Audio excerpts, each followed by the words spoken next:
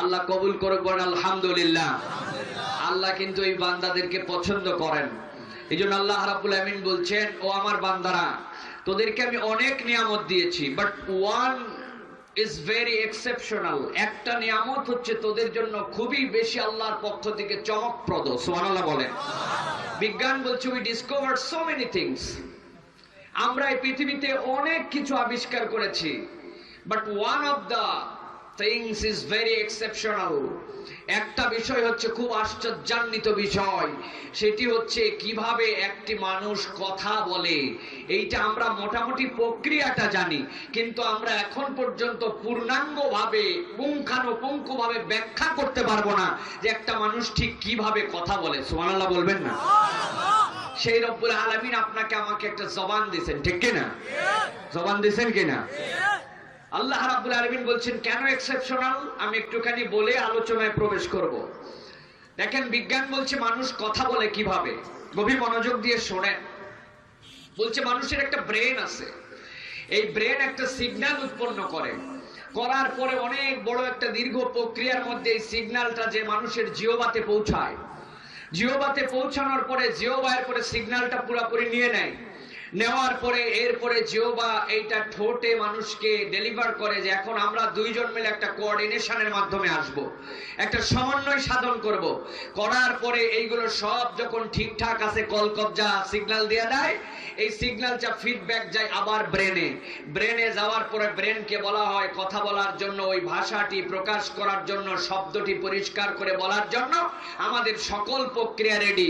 মানুষ অনবরত কথা বলতেছে, অনবরত এই প্রক্রিয়ায় প্রত্যেকটা শব্দ অক্ষর পর্যন্ত উচ্চারিত হচ্ছে। সুবহানাল্লাহ বলবেন। বিদ্যুতের গতি কত?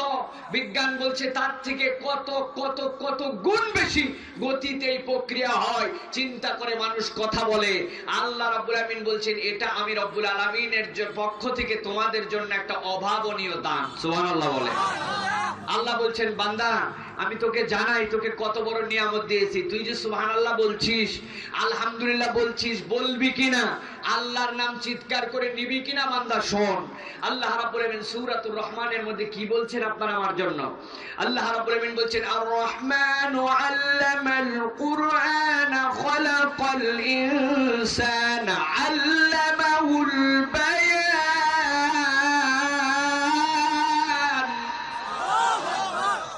আল্লাহ রাব্বুল আলামিন বলছেন আর রহমান, তিনি হচ্ছেন অসীম দয়াময়।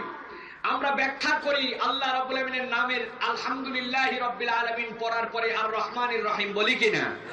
মনে করি দুইটা বোধহয় এক, অসীম দয়ালু অতীব দাতা বলি কিনা? কিন্তু আরবিতে বলা হচ্ছে জি না, এই দুইটার অর্থ এক নয়। জিয়াদাতুল হুরুফ জিয়াদাতুল মানা। আরবিতে কোনো একটা শব্দের মধ্যে একটা অক্ষর যদি বৃদ্ধি পায় তার মানে বৃদ্ধি পায়। তার মানে বোঝা যায় রহমান লিখতে বেশি লাগে, এই জন্য রাহিমের থেকে রহমানের দয়া বেশি। সুবহানাল্লাহ বলে। সেই আল্লাহ বলছেন আর রহমান আল্লামাল কুরআন, তিনি তোমাদেরকে কোরআন শিক্ষা দিয়েছেন। এরপরে আল্লাহ বলছেন খলাকাল ইনসান, তিনি মানুষ বানাইছেন। এরপরে আপনাদের কাছে প্রশ্ন, মানুষের অঙ্গ প্রত্যঙ্গ কয়টা বলেন? অনেকে বলবে হুজুর গুনে দেখি নাই তো, হাত পা চোখ নাক কান জিহ্বা আলাজিবা নাড়ি ভুঁড়ি ফ্যাপসা গুর্দা কলিজা হার্ট কিডনি, কি ভাই ঠিক কিনা? কিন্তু আল্লাহ রাব্বুল আলামিন বলছেন কোনটার থেকে কোনটার দাম কেউ বাড়ানো কমানো বলতে পারবে না। কিন্তু রব্বুল আলামিন বলছেন যত যাই তোকে দেই না কেন বান্দারে, সবচেয়ে দামি আমি রব্বুল আলামিন তোকে রহমান হিসাবে যেটা দিয়েছি সেইটা হচ্ছে তোকে একটা কথা বলার জন্য জবান দান করছি। সুবহানাল্লাহ। জবান দিয়েছেন রব্বুল আলামিন, তাহলে ওই জবান দিয়ে কার নাম জোরে হবে? আর একটু জোরে বলেন। সেই আল্লাহর নাম জোরে নিতে পারবেন? পারবেন ইনশাআল্লাহ। রাজি আছেন তো আপনারা? আল্লাহ রাব্বুল আলামিন বলছেন বিজ্ঞান তোরা অনেক পড়ে, আমি রব্বুল আলামিন বিনা ল্যাবে বিনা টেস্টে রাসূলকে তিনটা শব্দ দিয়া তিনটা আয়াত দান করলাম। আল্লাহ বলছেন আলাম নাজআল লাহু আইনাইন ওয়া লিসানাও ওয়া শাফাতাইন। হে রাসূল আপনি বলেন আমি কি তোমাকে দুইটা চোখ দেই নাই, আর তোমাকে একটা জিহ্বা, আর তোমার জন্য দুইটা ঠোঁট দেই নাই? এই প্রক্রিয়া দিয়ে তুমি কি দেখো না বান্দা কি সুন্দর করে অদ্ভুত করে কথা বলে? সুবহানাল্লাহ। একজনের কথার সাথে আরেকজনের মিল নাই। একজন আরেকজনের সাথে কথা যদি মিল করতে অনেক চেষ্টা করে বলতে হয়, ঠিক কি না? প্রিয় ভাইয়েরা, লাস্ট একটা তথ্য দিয়ে আলোচনার মধ্যে ঢুকি। ব্রেন সিগন্যাল দিছে জিহ্বাকে, শোনো আমি এক্ষুনি হুজুরে দিয়ে ওয়াজ করাবো, এই কথাগুলি কিন্তু বলবো, হুজুর এখন আলোচনা করবে। জিহ্বা বলতেছে প্রত্যেক দিন এই হুজুর ওয়াজ করে, আজকে তুমি যতই সিগন্যাল দাও আমি জিহ্বা সিগন্যাল তোমার নিতে রাজি নাই। জিহ্বা সিগন্যাল নিবে না, কিন্তু ঠোঁট বলছে না বাবা আমি হুজুরের পক্ষে আছি, তুমি যতই না কথা বলো আমি আজকে কথা বলবোই। এখন হুজুর মনে করেন আলোচনার মঞ্চে উঠছে, উঠে ওয়াজ করতে শুরু করছে, সিগন্যাল ব্রেন দিছে, জিহ্বা নেয় নাই, কিন্তু ঠোঁট নিছে, জিহ্বা নড়ে না, হুজুর ওয়াজ করে। কি বলছি ভাই বলেন তো? আমি তো বলছি কিছু, কিন্তু বুঝছেন কিছু? আমার কথা কি বুঝতে পারছেন আপনারা? যারা যারা ঘুমায় গেছেন একটু হাত তোলেন, তাদের কাছে জিজ্ঞাসা করব না ঘুমায় গেছেন কারা কারা। আলহামদুলিল্লাহ, কেউ ঘুমায় নাই, আলহামদুলিল্লাহ। আবার মনে করেন জিহ্বা বলতেছে আমি আজকে সিগন্যালটা নিলাম, কিন্তু ঠোঁট বলছে আগের দিন তুই আমার সাথে বিট্রে করেছিলি, এই জন্য আজকে তোর পক্ষে আমি নাই, কথাবার্তা তোরটা আমি আজকে নিব না, তুই যতই নড়াস না কেন আমি কথা বলবো না। হুজুর ওয়াজ করতে উঠছে, মনে করেন ঠোঁট সিগন্যাল নেই নাই, জিহ্বা নিয়েছে, হুজুর ওয়াজ করতেছে। কি বলছি ভাই বুঝছেন কিছু? আমি বলছি আসলে আপনারা সবাই দেরি না করে বলেন সুবহানাল্লাহ। আরে ভাই বুঝেন নাই তো তখন, কারণ আমার ঠোঁট তখন নড়ে নাই, ঠিক কি না? তার মানে এই তিনটার মধ্যে সমন্বয় সাধন করাই কে? জোরে বলেন করাই কে? কথা বলাই কে? জবান দেওয়ার ক্ষমতা দিছে কে? নাম জোরে হবে কার? রাজি আছেন আপনারা? প্রিয় ভাইয়েরা, আমি বেশি সময় কথা বলবো না আপনাদের কাছে, সংক্ষিপ্ত সময়ে কথা বলবো প্রিয় ভাইরা, তবে চেষ্টা করব এমন কতকগুলি কথা বলার জন্য যেই কথাগুলি আপনার আমার জীবনের জন্য রাসূলের সিরাত থেকে কাজে লাগে। বলেন না আল্লাহুম্মা আমিন। প্রথমে একটুখানি বলে নেই, আজকে আমাকে বিষয় দেওয়া হয়েছে ইসলামী সমাজ প্রতিষ্ঠায় রাসূলুল্লাহ সাল্লাল্লাহু আলাইহি ওয়াসাল্লামের অবদান। আমি এই সাবজেক্টের সাথে সম্পূর্ণ একমত নই। সাবজেক্টে আমার দৃষ্টিভঙ্গিতে একটুখানি কারেকশন আছে, ভুল নাই, কারেকশন আছে। রাসূলুল্লাহ সাল্লাল্লাহু আলাইহি সাল্লামই আমাদের এই শেষ উম্মতের জন্য আল্লাহর পক্ষ থেকে ইসলামের ফাউন্ডার, তিনি আমাদের জন্য এই বিধান দিবেন। অবদান কি? রাসূল ছাড়া এই দ্বীনকে কায়েম করার আর কোনো অবদানই নাই, আল্লাহ তাকেই একমাত্র বানাইছেন, সুতরাং অবদান মানে পুরাটাই তার, ঠিক কি না? এখানে অবদান রাসূলের মানে আরো 2-4 জনের থাকতে পারে, অতএব রাসূলের একটা অবদান আছে, সাইফুল্লাহরও আছে, আমার ভাইয়েরও একটা আছে, তখন বোঝা যায় অবদান এক একজনের কারটা বেশি করে বলবেন। কিন্তু আমার দৃষ্টিভঙ্গিতে সম্পূর্ণ অবদানটাই আল্লাহ রাসূলের মাধ্যমে করাইছেন, ঠিক না? সুতরাং আমরা আলোচনা করব রাসূলুল্লাহ সাল্লাল্লাহু আলাইহি ওয়াসাল্লাম ইসলামী সমাজ প্রতিষ্ঠায় রাসূল সাল্লাল্লাহু আলাইহি ওয়াসাল্লামের পদ্ধতিটা কি ছিল, ঠিক না? এই বিষয়ের উপর কথা বলবো, শুনতে রাজি আছেন? মুরব্বিরা না শুনলেও চলবে, আমার শ্রোতা সবসময় যুবকরা, ঠিক না? তাদের বয়স এখন পর্যন্ত 35 হয় নাই, মনে আছে? এই বাহিনী আমার দরকার, 1 ঘন্টা চিৎকার করে করে আল্লাহ রাসূলের পক্ষে গান গাবে, রাজি আছো? আচ্ছা, তাদের বয়স এখনো 35 হয় নাই, হাত তোলো। 1, 2, 10, 11, 12, 13, 14, 15, আন্ডার 35 চাচা হাত তুলছেন কে আপনি? 70 পার হয়েছে তাও হাত তুলছে। 35 যাদের হয় নাই তারা হাত তোলো। 1, 2, 10, 11, 12 কোনো আপত্তি নাই, কিন্তু 35-এর উপরে চলবে না। চিৎকার করে একটা তাকবীর দিবে তোমরা, রাজি আছো? মুরব্বীরা খবরদার কোনো কথা বলবেন না, আজকে সাবজেক্ট অনুযায়ী আলোচনা হবে যুবকদের জন্য, ঠিক কি না? যুবকরা একটু চিৎকার করে একটা শব্দ দাও, শয়তান যেন অন্তত পক্ষে এইদিকে কিশোরগঞ্জ পর্যন্ত ঠেকে। রাজি আছো? দেখে একটা হিম্মত করে তাকবীর দাও যুবকরা, মুরব্বীরা চুপ, লিল্লাহে তাকবীর। শব্দে আপনারা খুশি? মুরব্বীরা খুশি? মুরব্বীরা কি তাকবীর দিছে বুঝছেন? এইটা হচ্ছে ঢাকার জিনজিরার তাকবীর, ব্যাটারির গ্যারান্টি ওয়ারেন্টি শেষ। কি কোন মুরব্বীদের মনে করছিলাম তাকবীর নিব না, মুরব্বীরা একটা তাকবীর দিয়ে জানান দিবেন যে যুবকদের থেকে হুজুর আমরাও রেডি আছি। পারবেন আপনারা? যদি রাজি থাকেন তো একটা তাকবীর দেওয়া হবে, দিবেন আপনারা? রেডি? মুরব্বীরা রাজি আছেন? যুবকরা চুপচাপ থাকো, এখন মুরব্বীরা একটা তাকবীর দিবে, দেখি কি রকম শব্দ হয়। লিল্লাহে তাকবীর। আলহামদুলিল্লাহ, মুরব্বীদের শব্দের জোর আছে, ঠিক কি না?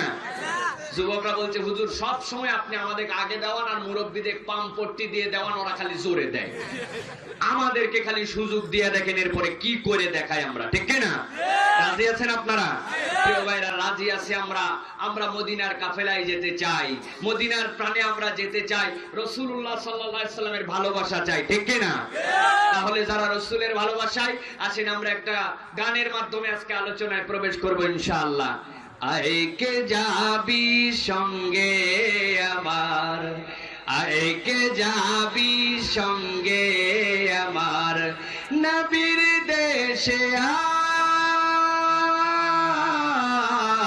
আয়, নবীর দেশে আয়, যেথা মরুর ধুলা মুক্ত হলো, যেথা মরুর ধুলা মুক্ত হলো, লেগে নবীর পায়, লেগে নবীর পায়, আয়কে যাবি সঙ্গে আমার, আয়কে যাবি সঙ্গে আমার, নবীর দেশে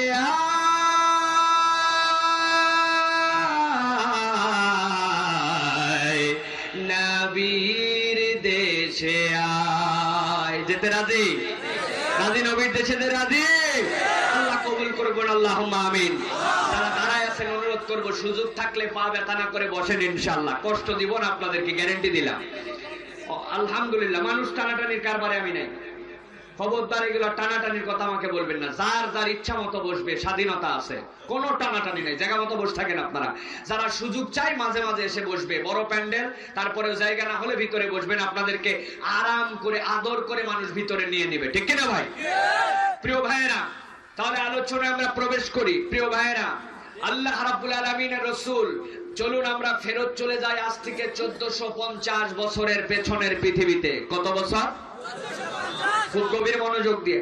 1450 বছর আগের পৃথিবীকে বলা হতো আইয়ামে জাহেলিয়াতের যুগ। কিসের যুগ? কথা বলতে হবে, কিসের যুগ? আইয়ামে জাহেলিয়াতের যুগ। জাহেলিয়াতের যুগ মানে হচ্ছে অন্ধকারের যুগ। কি যুগ? কেন অন্ধকারের যুগ বলা হতো? অন্ধকারের যুগে জন্য বলা হতো যে সেই সময়ে কোনো কারেন্ট ছিল না, জেনারেটর ছিল না, কোনো ধরনের বাতি ছিল না, মশাল ছিল না। সন্ধ্যার পর মানে অন্ধকার, ঘুটঘুটা, কিচ্ছু আর দেখতে পাইতো না, খালি অপেক্ষা করতো কখন সূর্য ওঠে। এই জন্য বোধহয় ওই যুগকে আইয়ামে জাহেলিয়াত বলা হতো। তাই আপনারা কি একমত আমার সাথে? না, তার মানে বোঝা গেল আপনারা বুদ্ধিমান শ্রোতা, আলহামদুলিল্লাহ বলেন। আমার শ্রোতারা ইয়াং এবং ট্যালেন্ট, আলহামদুলিল্লাহ বলেন। প্রিয় ভাইয়েরা, তার মানে বোঝা গেল এই কারণে জাহেলিয়াত বলা হতো। জাহেলিয়াত বলা হতো মৌলিক 4টা কারণে। কয়টা কারণ? এই 4টা কারণ বুঝলেই বুঝবো রাসূল সাল্লাল্লাহু আলাইহি সাল্লাম সমাজটাকে কিভাবে বানালেন।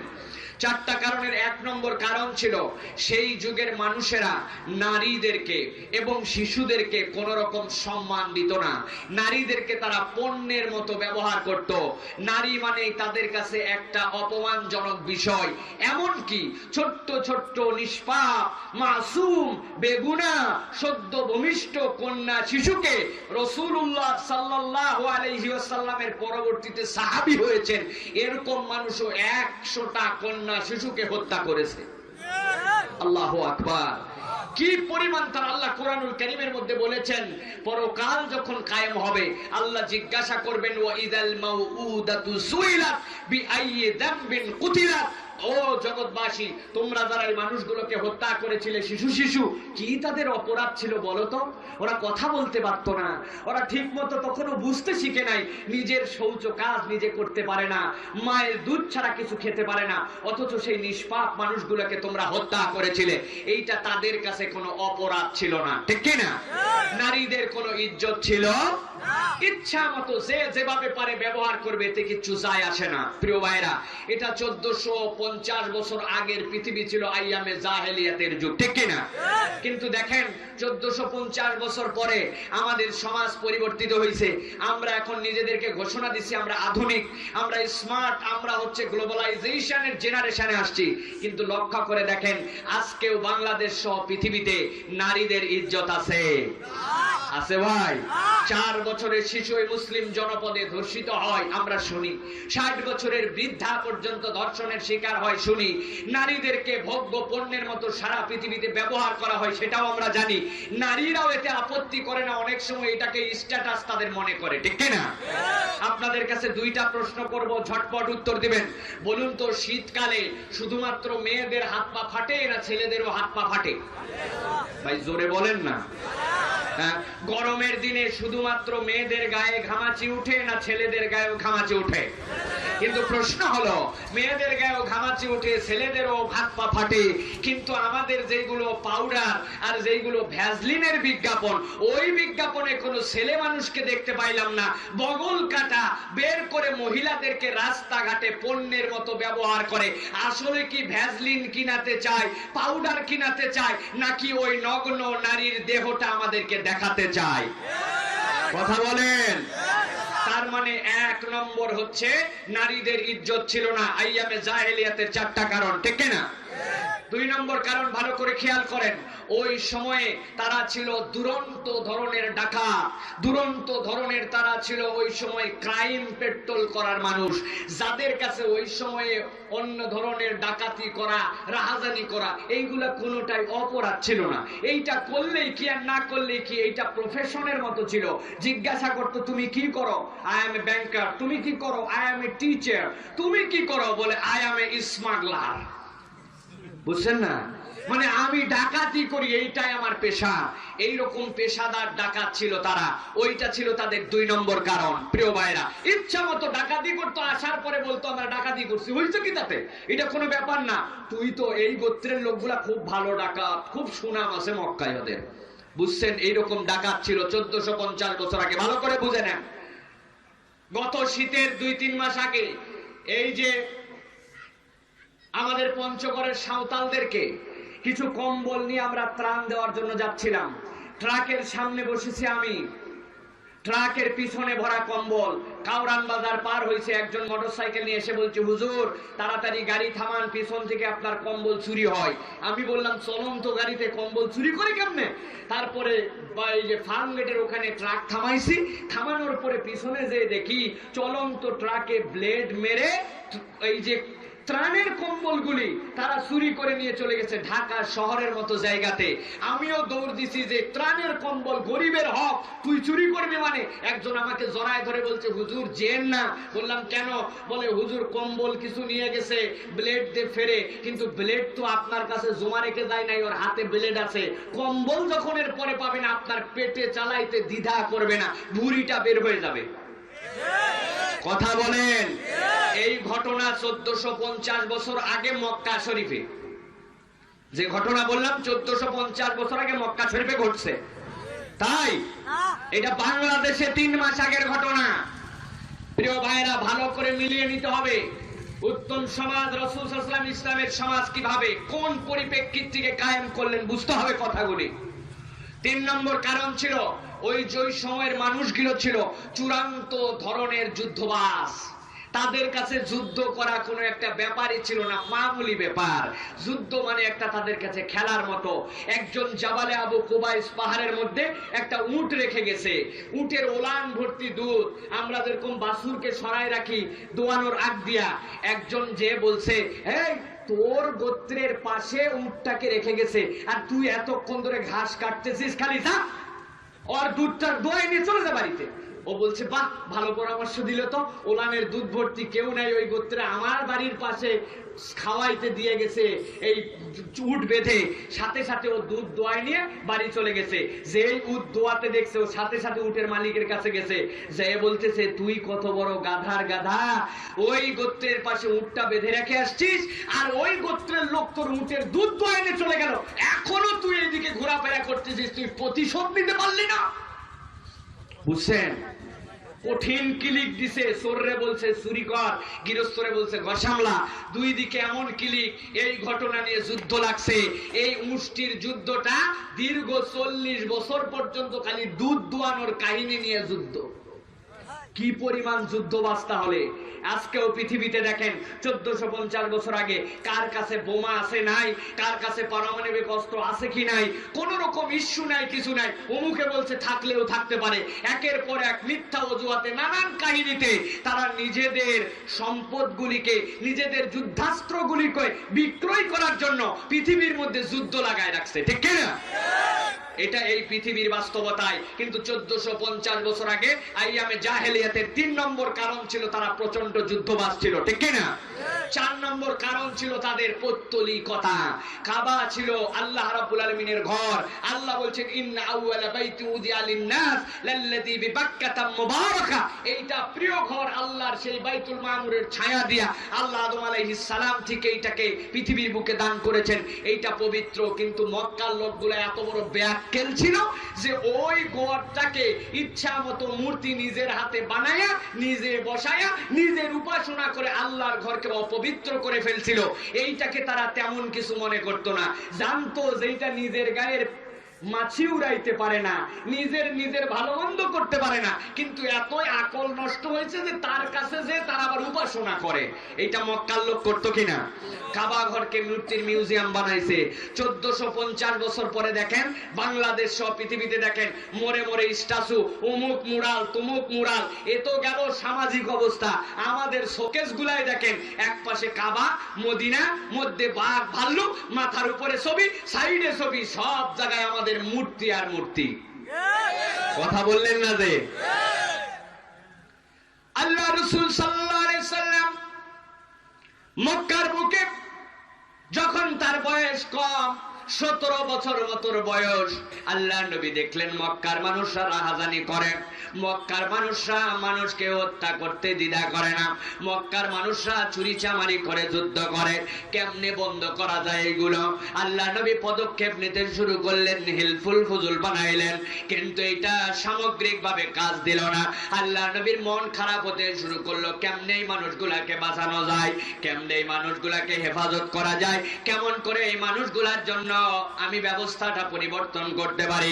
কিন্তু আল্লাহর নবী যত উদ্যোগ নিলেন, কোন উদ্যোগ সফল হলো না। কান লাগায় বোঝার চেষ্টা করেন, আল্লাহ নবীর বয়স যখন 25 বছর হয়ে গেল, 17 বছর থেকে 25 বছর, দীর্ঘ 8টি বছর আল্লাহর নবী চেষ্টা করলেন। তখনও কিন্তু তিনি আল্লাহর নবী নয়। তখন মক্কায় তার নাম হচ্ছে মুহাম্মদ, মক্কায় তার নাম হচ্ছে আলামিন। মক্কার সবচেয়ে লজ্জাশীল মানুষ, মক্কার সবচেয়ে সুন্দর মানুষ, সবচেয়ে সৌম্য শান্ত পরোপকারী মানুষ। সেই মানুষটা দীর্ঘ 8 বছর চেষ্টা করলেন, কিন্তু নিজের বুদ্ধি বিবেক খাটায়া সমাজের কতগুলা লোক নিয়ে কিছুই পরিবর্তন তেমন কার্যত করতে পারলেন না।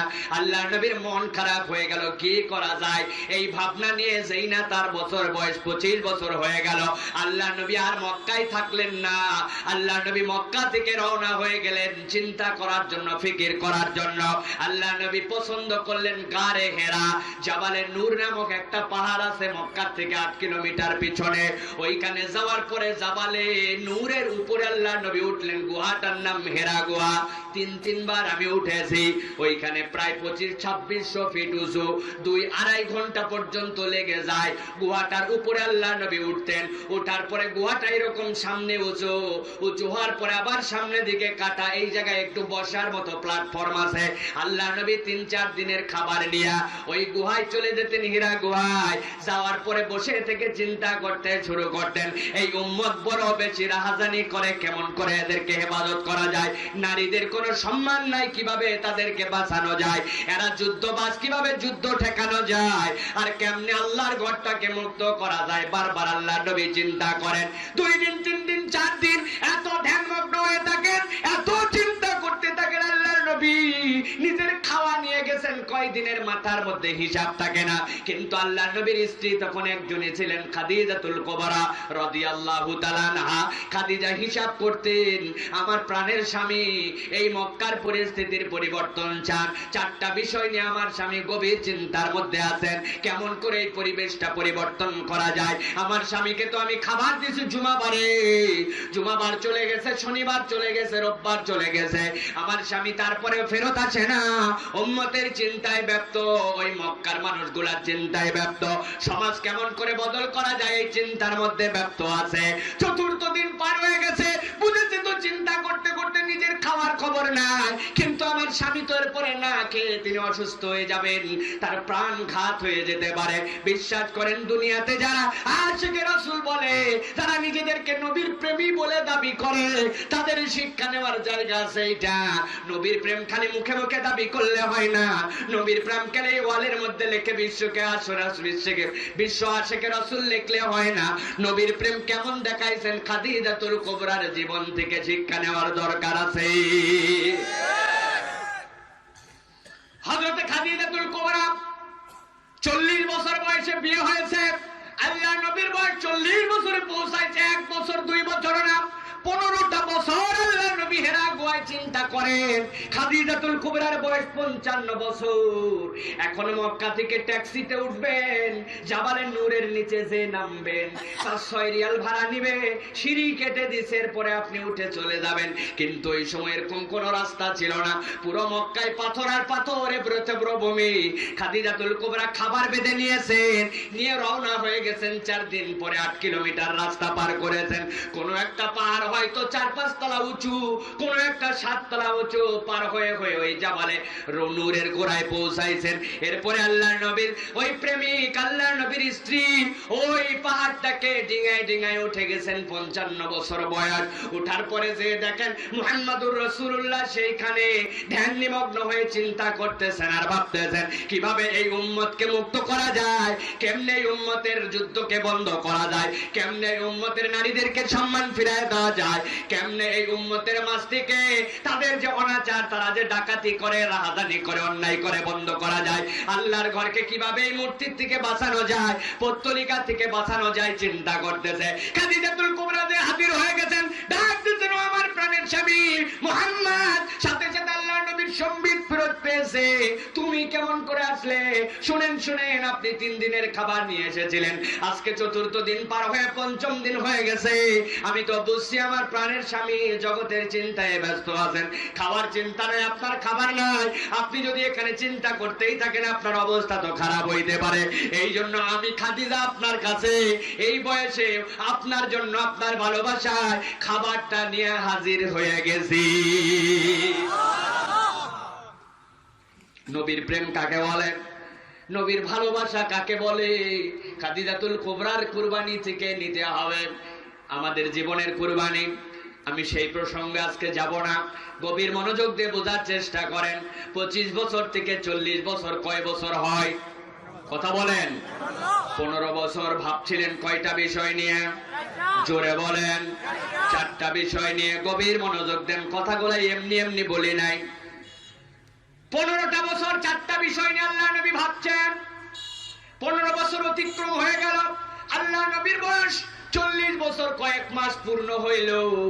আল্লাহ নবী হেরা গুহার মধ্যে বসে আছেন।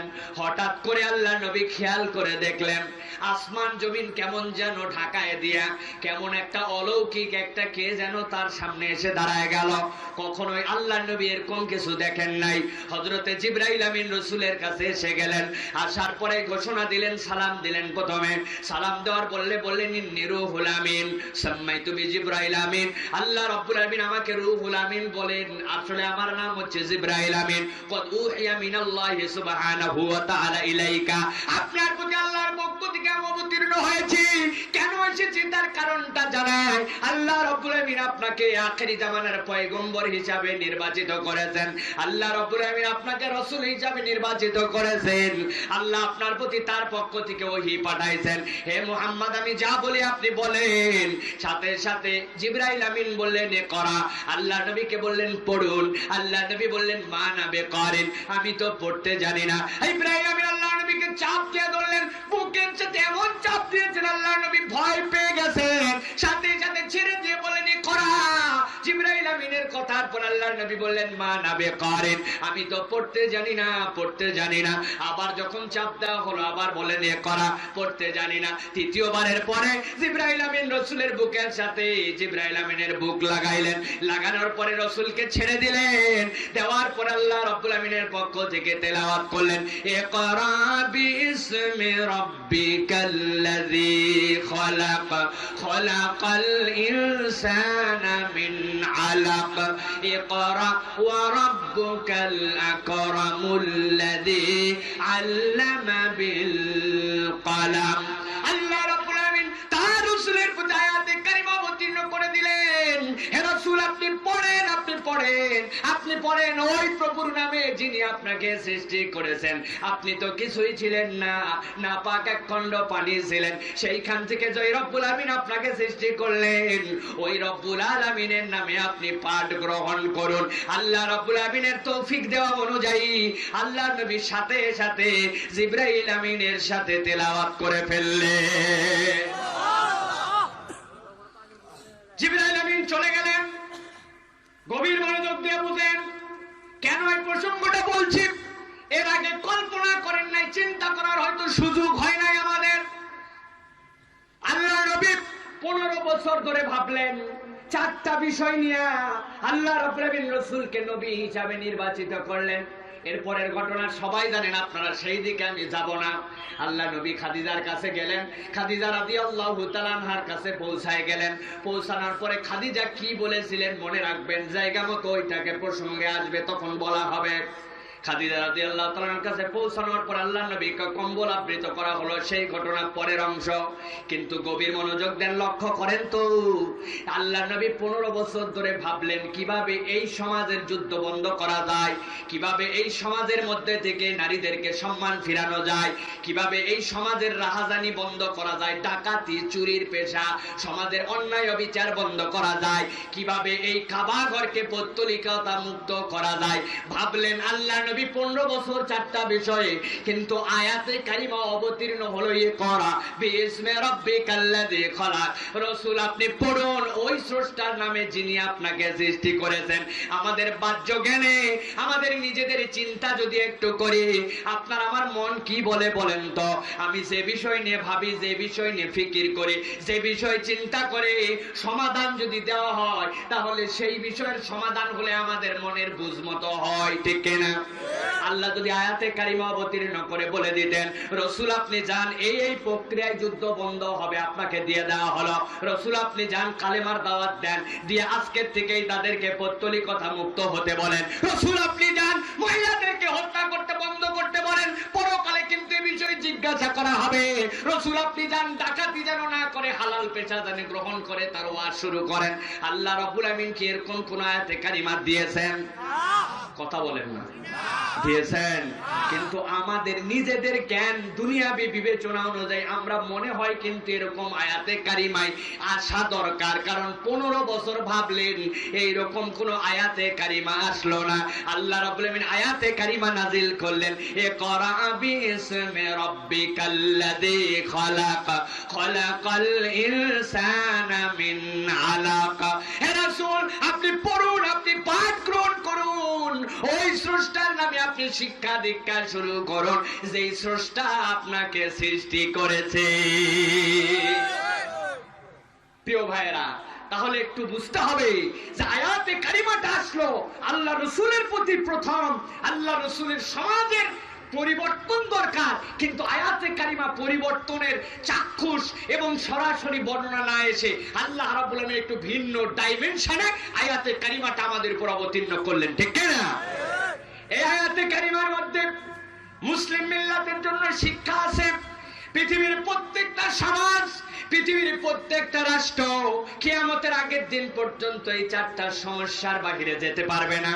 সকল সমাজে এই সমস্যাগুলো থেকে যাবে, কিন্তু সবাই যদি সমাধান চাও, তাহলে আমি আল্লাহ বললাম তোমাদের মূল পরিবর্তন যেটা করতে হবে, ওই পরিবর্তনের নাম হচ্ছে তোমাদের শিক্ষা নীতিতে পরিবর্তন আনতে হবে। কথা ঠিক কিনা? শিক্ষানীতিতে পরিবর্তন করতে হবে, এমন শিক্ষা তোমাকে কায়েম করতে হবে। রাসূলকে বলা হলো যে শিক্ষার বুনিয়াদ দিয়ে আপনি সমাজের পরিবর্তন শুরু করতে পারবেন। শিক্ষিত তো অনেকেই হয়, শিক্ষা তো অনেকেই মালিক হয়, কিন্তু কোন শিক্ষার মাধ্যমে রব্বুল আলামিনকে চেনা যায়, কোন শিক্ষার মাধ্যমে যিনি আপনার স্রষ্টা তাকে জানা যায়, কোন শিক্ষার মাধ্যমে আপনার দিন যে ইসলাম, ইসলামের বিধান বোঝা যায়, কোন শিক্ষার মাধ্যমে সমাজের এই অনাচার অবিচার দূর করা যায়, ওই শিক্ষা ব্যবস্থার নাম হচ্ছে আল্লাহ রব্বুল আলামিনের পক্ষ থেকে কোরআনের শিক্ষা ব্যবস্থা, ঠিক কিনা? প্রিয় ভাইরা, কিন্তু আমরা রাসূলের চরিত্রের নানান দিক আলোচনা করি এখন, কিন্তু রাসূলুল্লাহ সাল্লাল্লাহু আলাইহি সাল্লাম আমাদের জন্য যে ইসলামী একটা সমাজ প্রতিষ্ঠিত করলেন, সেই সমাজের বেসিক কি ছিল সেটা জানি না আমরা। সমাজের বেসিকটা কি, পরিবর্তনের বেসিকটা কি? রাসূল সাল্লাল্লাহু আলাইহি সাল্লামের অনেক কথাবার্তা আমরা বলি, রাসূলুল্লাহ সাল্লাল্লাহু আলাইহি সাল্লামের চরিত্রের দিক নিয়ে আমরা আলোচনা করি, কত আমরা কাঁদাকাটির ওয়াজ পর্যন্ত করি। আহা, নবী কত কষ্ট করেছেন, নবী সাল্লাল্লাহু আলাইহি সাল্লাম কত বেশি মুরব্বীদেরকে সম্মান দিয়েছেন, এ করেছেন ও করেছেন, সব ঠিক আছে ভাই, কিন্তু আপনি যদি গাছের গোড়া কেটে দিয়ে উপর দিকে খুব ফুলের সুগন্ধ নিতে চান, এই সুগন্ধি বেশি দিন কুলাবে না। এই জন্য গোড়ায় পরিবর্তন আনতে হবে, ঠিক না? প্রিয় ভাইয়েরা, খুব গভীর মনোযোগ দেন। রাসূলুল্লাহ সাল্লাল্লাহু আলাইহি সাল্লাম সমাজ যে পরিবর্তন করলেন, আল্লাহ রাব্বুল আমিন সমাজ পরিবর্তনের জন্য রাসূলকে বললেন, প্রথমে আপনাকে যে পরিবর্তন আনতে হবে, মানুষের মাঝে শিক্ষার পরিবর্তন দিতে হবে, মানুষের মধ্যে এমন শিক্ষা দিতে হবে যে শিক্ষার মাধ্যমে বান্দারা আল্লাহর সাথে পরিচয় হয়। প্রিয় ভাইরা, আজকে বাংলাদেশের বাস্তবতা যদি একটুখানি কল্পনা করেন, গভীরভাবে লক্ষ্য করেন, আমার আগের বক্তা বলেছেন, তার আগের বক্তাও বলেছেন, আমি কথাগুলা গভীর মনোযোগ দিয়ে শুনছিলাম, জানে কথাগুলা রিপিট না হয়, কারণ রাসূলের চরিত্র বলতে লাগলে রিপিট আমাদের মধ্যে চলেই আসবে, সমন্বয়ের পরে সমন্বয় আসবে। ভালো করে খেয়াল করেন, আজকের পৃথিবীতে বাংলাদেশ যদি আমরা খুঁজতে থাকি, বাংলাদেশের এমন পর্যায়ের এমন মানুষ পর্যন্ত আছে যারা হাই লেভেলের ডাক্তার, হায়ার লেভেলের ইঞ্জিনিয়ার, হায়ার লেভেলের সচিব। আমি তো আমার ভাষায় বলি, বলুন তো বাংলাদেশে এমন কোন ডিসি আছে নাকি যে 5 পাস? কিশোরগঞ্জেরটা বোধহয় 5 পাস ডিসি আছে। 8 পাস কোন এসপি আছে? ম্যাট্রিক পাস কোন আপনার সচিব আছে নাকি? বিশ্বাস করেন ভাই রে, দুনিয়ার ডিগ্রিতে তারা ডিগ্রির পরে ডিগ্রি চলে গেছে, কিন্তু আমরা দুনিয়ার মধ্যে দেখি এরকম উচ্চ উচ্চ শিক্ষিত মানুষগুলার দ্বারা এমন এমন সমাজে ক্ষতি হয়, দুর্বল একটা মানুষের ক্ষতির থেকে এই ক্ষতির মূল্যটা পুরা জাতিকে বহন করতে হয়, ঠিক না? এই জন্য আল্লাহ রাব্বুল আমিন বলছেন, হে রাসূল, আপনি তো ভাবতেছেন সমাজের কিভাবে মহিলাদের সম্মান ফিরাবেন, আপনি তো ভাবতেছেন এই সমাজকে পরিবর্তন করবেন কেমন করে, আপনি এই সমাজের যুদ্ধ বন্ধ করবেন কেমন করে, আপনি তো ভাবতেছেন সমাজের মধ্যে আপনি কেমন করে এই পৌত্তলিকতা দূর করবেন। রাসূল, আপনি 15 বছর আপনার নীতিমালা অনুযায়ী ভেবেছেন, আপনার নীতিতে কাজ হয় নাই। আজকের থেকে নীতিমালার পরিবর্তন আসলো, আপনাকে আমি আল্লাহর পক্ষ থেকে নবী করে ইসলাম নামক একটা বিধান দেওয়া হলো। এখন সমাজ পরিবর্তন করতে হলে আল্লাহর দেওয়া বিধিমালা অনুযায়ী করার চেষ্টা করে, কথা ঠিক না? রাসূলুল্লাহ সাল্লাল্লাহু আলাইহি ওয়াসাল্লাম সমাজ পরিবর্তনের জন্য লাগলেন। আমি যেই পয়েন্ট সেই পয়েন্ট থেকে আপনাদেরকে বলি। এবার আমাদেরকে জানতে হবে সমাজের বেসিকটা কি, সমাজ কাকে বলে। আপনারা শুনতেছেন তো ভাই?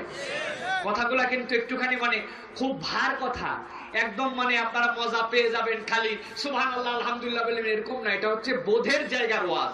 এই জন্য বলছি আমার যুবক শ্রোতা লাগবে, ঠিক না? তোমরা আসো তো ভাই?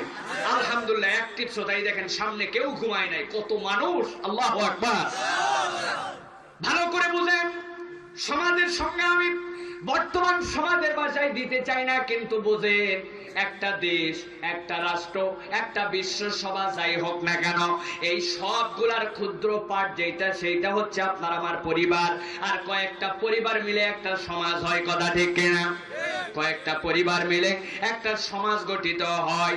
ইসলাম বলতেছে, শোনো, উত্তম একটা সমাজ যদি তোমরা গঠন করতে চাও, এই উত্তম সমাজের জন্য তোমাদের 4টা ভিত্তি লাগবে। কয়টা? হয় নাই, জোরে বলেন। উত্তম সমাজের ভিত্তি কয়টা? জোরে বলেন। মুখস্থ করে নিতে হবে উত্তম সমাজ যদি বানাতে চাই। আল্লাহ রাসূল কিভাবে উত্তম সমাজ প্রতিষ্ঠা করলেন।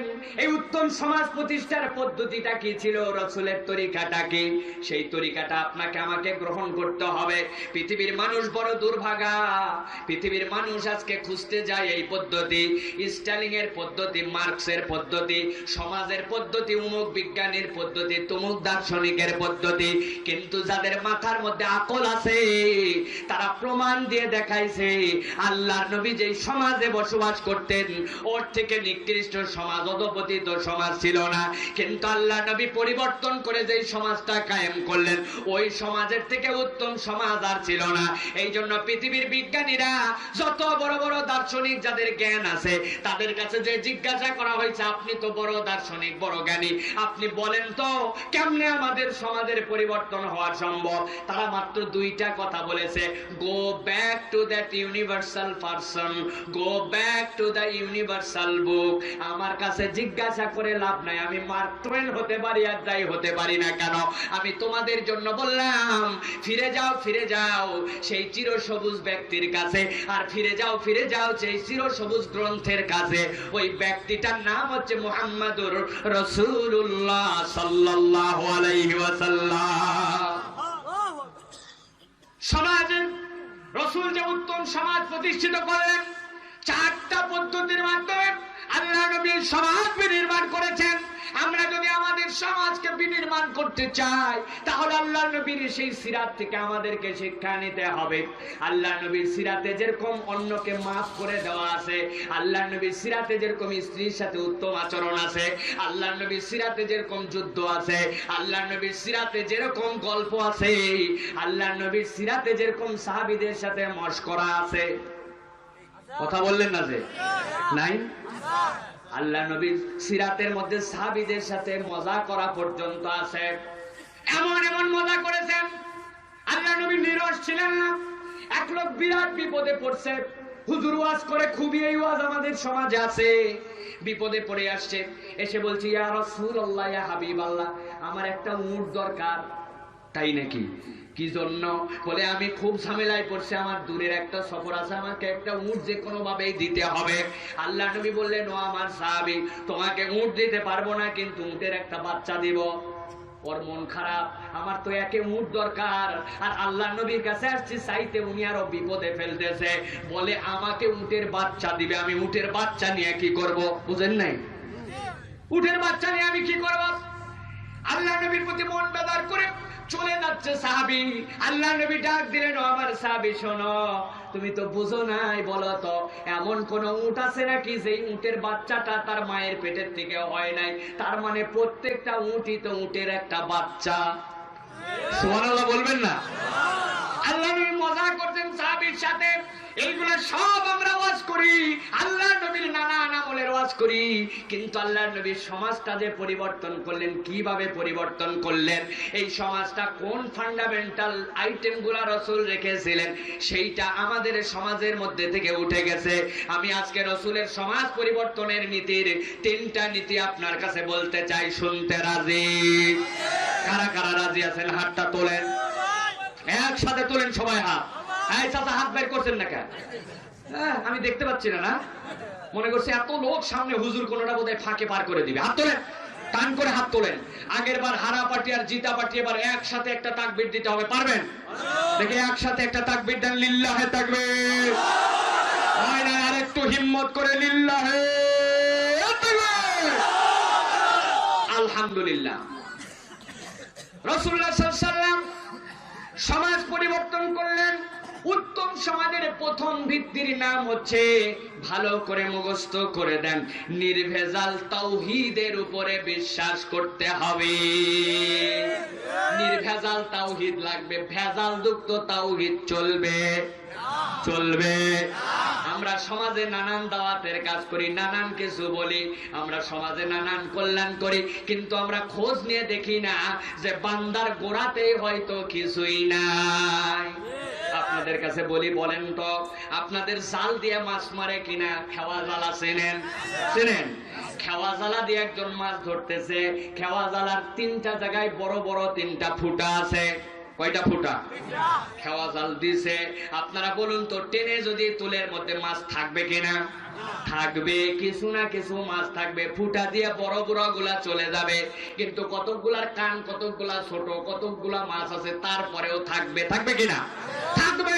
কিন্তু বলুন তো, মাছ ধরার পরে আপনারা যেটা রাখেন, আপনাদের এলাকায় কি বলেন? হ্যাঁ, টোলা। আমাদের এলাকায় বলে খোলসন, মানে মাছ ধরে তার মধ্যে রাখে, পানি পড়ে যায়, মাছ থেকে যায়। আপনার জালে 2-3টা ফুটা আছে, আপনার কিছু মাছ উঠবে, পরিশ্রম শতভাগ সার্থক হবে না। কিন্তু আপনার ডোলার তলা যদি ফুটা থাকে, মাছ কি আপনার ডোলায় থাকবে? যারা বললেন না তাদের গুলা মনে হয় থাকবে। প্রিয় ভাই, এই জন্য ভালো করে বুঝেন, সমাজ পরিবর্তনের বলে দিচ্ছি আমরা। আল্লাহ রাসূল কিভাবে সমাজ পরিবর্তন করেছেন, তার নীতিটা কি ছিল, সেইটা রাসূল সাল্লাল্লাহু আলাইহি ওয়াসাল্লাম শুরু করেছেন। আগে ডোলা ঠিক করতে হবে, তারপরে তোমার জালে যদি কিছু ফুটা থাকে, সেইটাতে তোমার বাঁধার সম্ভাবনা আছে। কিন্তু ডোলা যদি না থাকে, তোমার কোনো কিছু নাই। ঠিক না? আমাদের সমাজে অনেক মানুষ আছে এরকম, তাওহীদ যুক্ত, ঈমানের দাওয়াতের কার্যক্রম বোঝে না। সমাজে আগের থেকেই ঘোষণা দিয়েছে ইসলাম কায়েম করতে হবে, সংসদ পর্যন্ত চলে যেতে হবে, হ্যান করতে হবে, ত্যান করতে হবে। সব কথাই তোমার ঠিক আছে, কিন্তু আল্লাহর নবী যে কার্যক্রম দিয়ে শুরু করেছিলেন, ওই দাওয়াত, নির্ভেজাল তাওহীদের দাওয়াত যদি আমরা না প্রতিষ্ঠিত করতে পারি, আর আমাদের তাওহীদ যুক্ত ঈমানকে যদি ঠিক করতে না পারি, আমাদের কোনো দাওয়াত কাজ দিবে না। ঠিক না? নির্ভেজাল তাওহীদ যুক্ত দাওয়াতের ক্ষেত্রে আমাদেরকে প্রথমে বিশ্বাস করতে হবে, এই তাওহীদের ক্ষেত্রে আল্লাহ রাব্বুল আলামিনের প্রতি আমাদের 4টা ঈমানকে মজবুত করতে হবে। কয়টা ঈমান? 1 নম্বর পয়েন্টের অধীনে 4টা পয়েন্ট চিৎকার করে বলতে হবে একসাথে, কয়টা ঈমান?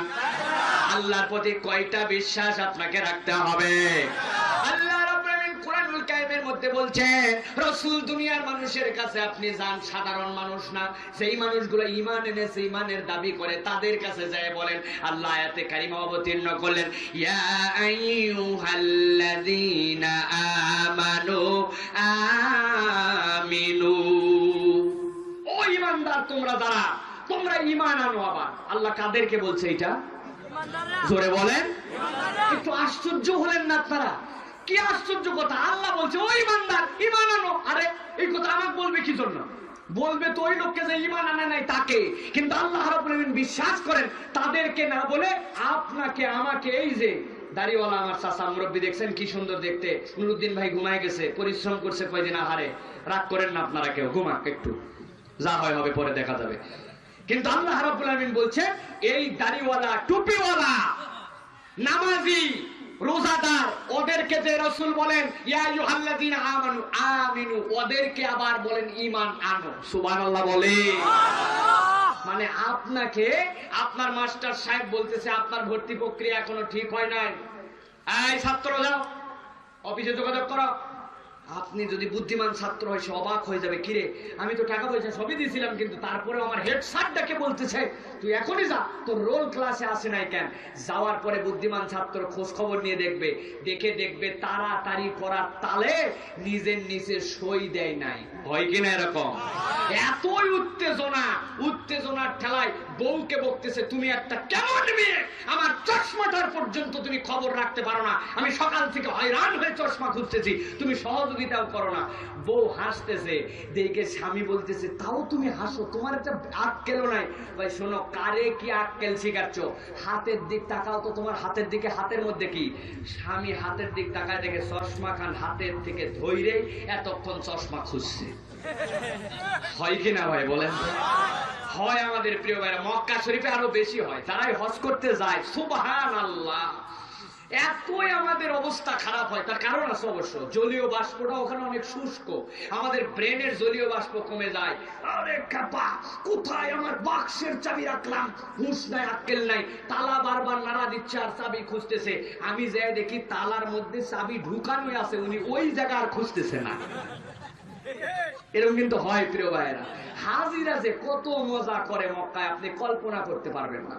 একজন এসে বলতেছে, হুজুর কি হজ করতে আসছি, আমি একটু সিরা ভিজালাম, আমার সিরা পর্যন্ত অন্যরা খাইয়ে ফেললো, কিসের হজ? বুঝেন নাই? আমি বললাম ভাই এত খেপেন না ভাই, মানুষ না এটা সিরাই খাইছে, আমার 4-5 কেজি সিরা সেগুলো নিয়ে যায় না। আপনি বলেন, না না হুজুর মেনে নিতে পারলাম না এটা। আমি বললাম যে কোথায় সিরা ভিজাইছিলেন? কয় ওই যে বাথরুমের মধ্যে কি সুন্দর একটা গামলা রাখা আছে, ওই গামলার মধ্যে। আমি বললাম কোন গামলা? চলেন তো, বাথরুমে তো কোনো গামলা দেখা নেই। কয় দুটা গামলা, একটা উপরে রাখছে আর একটা নিচে। বুঝছেন আপনারা? একটা কমোড আর একটা বেসিন। এখন কমোডের মধ্যে বেচারি মুরব্বী মানুষ জীবনে গ্রামের থেকে গেছে, কোনো দিন দেখে না এই জিনিস, ও চিনবে কেমন করে? ও মনে করছে স্বচ্ছ পানীয়র মধ্যে কিছু সিরা ভিজায় রাখছে, আর একজন যায় ফ্ল্যাশে টান দিছে, সব সিরা ডাউন লাইনে চলে গেছে। আমি বলতেছি আল্লাহ তুমি তোমার মেহমানের ইজ্জত রক্ষা করছো, ও যদি ফ্ল্যাশ না করতো তো কোন সিরা খাইতো আল্লাহ। প্রিয় ভাইরা, এরকম কিন্তু আমাদের হয়, ঠিক কিনা? তো আল্লাহ রাব্বুল আলামিন বলছেন, হে রাসূল আপনি যে বলেন ইয়া আইয়ুহাল্লাযিনা আমানু আমিনু, তোমার ছাত্রত্ব এখনো পূর্ণাঙ্গ হয় নাই, এই জন্য হেড স্যার বলে দিয়েছে সই হয়তো ভুল, বাপের নাম লিখতে হয়তো ভুল করছিস, কোনো একটা ঘর হয়তো পূরণ করিস নাই, এই জন্য কোড মিলতেছে না। আল্লাহ বলছেন ইমানদারদেরকে ঈমান আনতে বলেন। রাসূল বললেন আমি ভাবছিলাম সমাজ পরিবর্তনের 4টা জিনিস নিয়ে, কিন্তু আল্লাহ রাব্বুল আলামিন ইসলামী সমাজ প্রতিষ্ঠার জন্য আমাকে প্রথম দায়িত্ব দিলেন যে আমি সমাজের মধ্যে তাওহীদ যুক্ত নির্ভেজাল তাওহীদ যুক্ত ঈমানের প্রচার করতে হবে। আর নির্ভেজাল তাওহীদ যুক্ত ঈমানের জন্য 4টা দায়িত্ব আল্লাহর প্রতি। কয়টা? জোরে বলেন। জোর হলো না? আরো জোরে, আরেকটু জোরে। দাদা বলে, দাদি বলে, ভাই বলে, বোন বলে, সবাই বলে, ঠিক আছে তো? 4টা বিষয়। 4টা বিষয়ের 1 নম্বর বিষয় হচ্ছে আপনাকে আল্লাহ রাব্বুল আলামিনের অস্তিত্বের প্রতি বিশ্বাসী হতে হবে। কিসে বিশ্বাস? মুখস্থ করতে হবে কিন্তু ভাই আজকের আলোচনায় এত কষ্ট করে আপনারা হাজার হাজার মানুষ আছেন, আলোচনা বাড়িতে নিয়ে যেতে হবে। আল্লাহ রাব্বুল আলামিনের অস্তিত্বে বিশ্বাস। কিসে বিশ্বাস? 2 নম্বর হচ্ছে আল্লাহ রাব্বুল আলামিনের গুণাবলীতে বিশ্বাস। কিসে বিশ্বাস? হাত বের করেন আর মুখস্থ করেন। আল্লাহর অস্তিত্বে বিশ্বাস। 2 নম্বর হচ্ছে আল্লাহ রাব্বুল আলামিনের গুণাবলীতে বিশ্বাস। 3 নম্বর হচ্ছে আল্লাহ রাব্বুল আলামিনকে আইনদাতা হিসাবে বিশ্বাস। 4 নম্বর হচ্ছে আল্লাহ রাব্বুল আলামিনের ক্ষমতায় বিশ্বাস। কয়টা বিশ্বাস? আমি একটা করে নখ তুলবো, আপনারা বলবেন, আমি মুখ দিয়ে বলবো না, আপনারা নখ দেখেই বলবেন। 1 নম্বর হচ্ছে অস্তিত্বে বিশ্বাস, ঠিক কি না? মুখস্থ করেন। 1 নম্বর অস্তিত্বে বিশ্বাস। 2 নম্বর হচ্ছে আল্লাহর গুণাবলীতে বিশ্বাস। 3 নম্বর হচ্ছে আল্লাহ রাব্বুল আলামিন আইনদাতা হিসাবে আল্লাহকে মেনে নিয়ে বিশ্বাস। 4 নম্বর হচ্ছে আল্লাহ রাব্বুল আলামিনের ক্ষমতায় বিশ্বাস, ঠিক কি না? এবার আপনারা বলেন আবার জোরে একসাথে।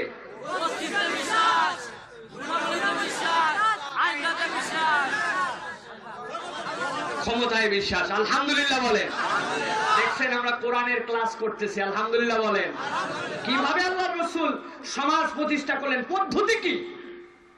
আজকে বাংলাদেশে একদল পদ্ধতি বার করছে, এই আদালত গুলাতে খুব বিচারকরা অন্যায় বিচার করে, নানান ধরনের কোরআন সুন্নাহর বিপক্ষে বিচার করে। কি করো? ফ্লাক্সের মধ্যে বোমা ভরায় একযোগে বাংলাদেশের সকল আদালতে বোমা মাইরে সবগুলোকে উড়ায় ফেলো, ইসলাম কায়েম হয়ে যাবে। নাউজুবিল্লাহ বলে। এরা সন্ত্রাসী, ঠিক কিনা? এরা ইসলামকে বিকৃত ভাবে উপস্থাপনকারী।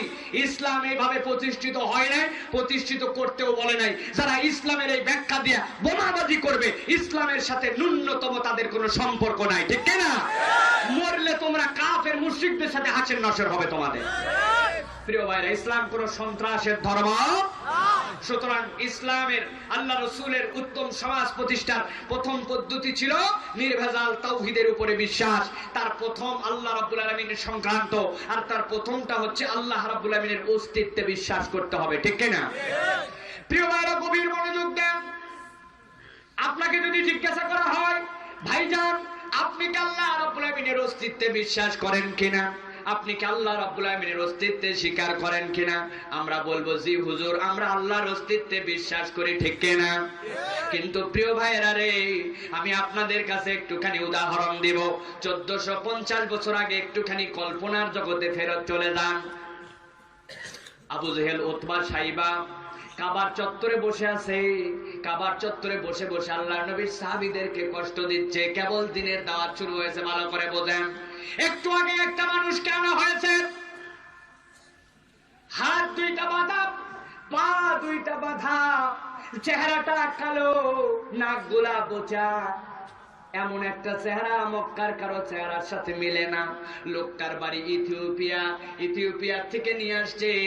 আনার পরে আল্লাহর নবীর প্রতি ঈমান এনে ফেলেছে। জিজ্ঞাসা করছে, আল্লাহর নবীর প্রতি তুই ঈমান আনলি, মুহাম্মাদের প্রতি ঈমান তুই ত্যাগ করবি কিনা এক্ষুনি বল। বলে না না, আমি ঈমান ছাড়বো না। আবার জিজ্ঞাসা করছে, বল তোর পরিণতি ভালো হবে না, তুই মুহাম্মাদের পক্ষ ছাড়বি কিনা। বলে না, ছাড়বো না। আরেকবার জিজ্ঞাসা করার পরে যখন বলেছে না, সাথে সাথে পাগলা একটা উটের সাথে বেঁধে দিয়েছে।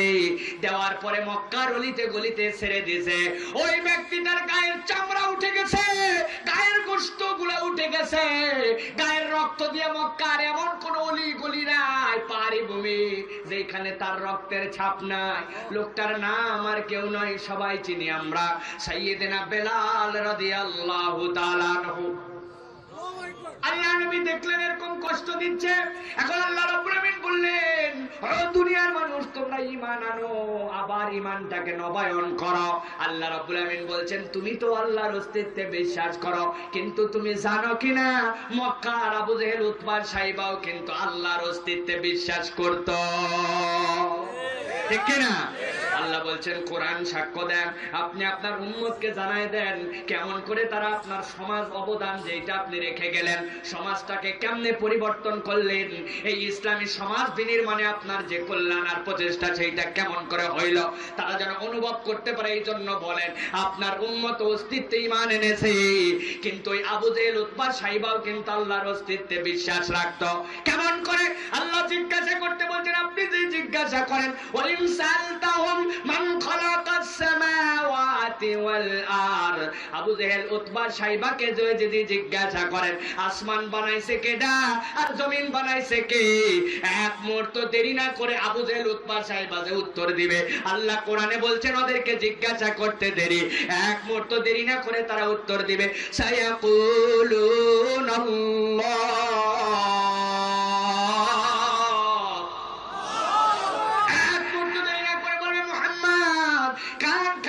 শুনে নাও, ওই আসমান জমিনের মালিক হচ্ছে আল্লাহ। তাহলে আমরা কি বুঝলাম? আবু জেহেল, উতবা, সাইবাও আল্লাহর অস্তিত্ব স্বীকার করত, ঠিক না? কিন্তু চারটার পূর্ণাঙ্গতা লাগবে। আবু জেহেল, উতবা, সাইবা আল্লাহর অস্তিত্ব স্বীকার করেছে। এমনকি আল্লাহ নবীর স্ত্রী ওই খাদিজাতুল কুবরার কথা বললাম, খাদিজাতুল কুবরার কাছে আল্লাহ নবী আসলেন। আসার পরে বললেন, আমি ওই যে হেরা গুহার মধ্যে দেখেছি আমার এইরকম অবস্থা, আমাকে এত রকম একটা মানুষ এসেছিল, আসার পরে জাম্মিলুনি, আমাকে কম্বল আবৃত করে দাও। খাদিজাতুল কুবরা কিন্তু তখনও ঈমান আনেননি, তখনও মুসলমান হননি, কিন্তু আল্লাহর নবীকে কি বলে সান্ত্বনা দিচ্ছেন। বুখারীর মধ্যে আল্লাহ রাব্বুল আমিনের রাসূলের প্রতি সেইটা জানায় দেওয়া হয়েছে।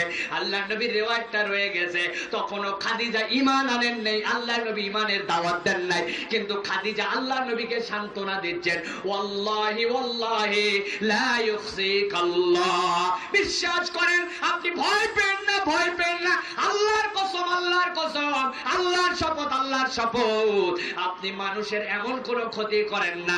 এই জন্য আমার বিশ্বাস হচ্ছে আল্লাহ আপনাকে অপমানিত করবেন না। তাহলে কি বোঝা গেল? কাফের মুশরিকরাও আল্লাহর অস্তিত্বে স্বীকার করত, ঠিক কি না? কিন্তু তার মানে কি তারা ঈমানদার? কারণ কি?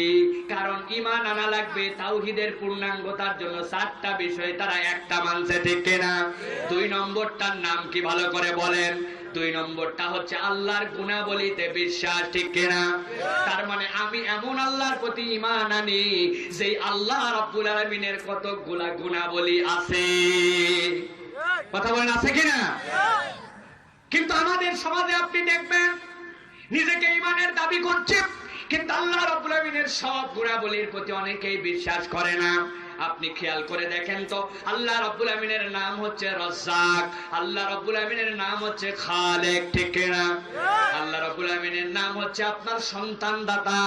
আমি আল্লাহর ওই গুণাবলীতে বিশ্বাস করি, আল্লাহ রাব্বুল আমিনের ওই মর্যাদাতেও বিশ্বাস করি।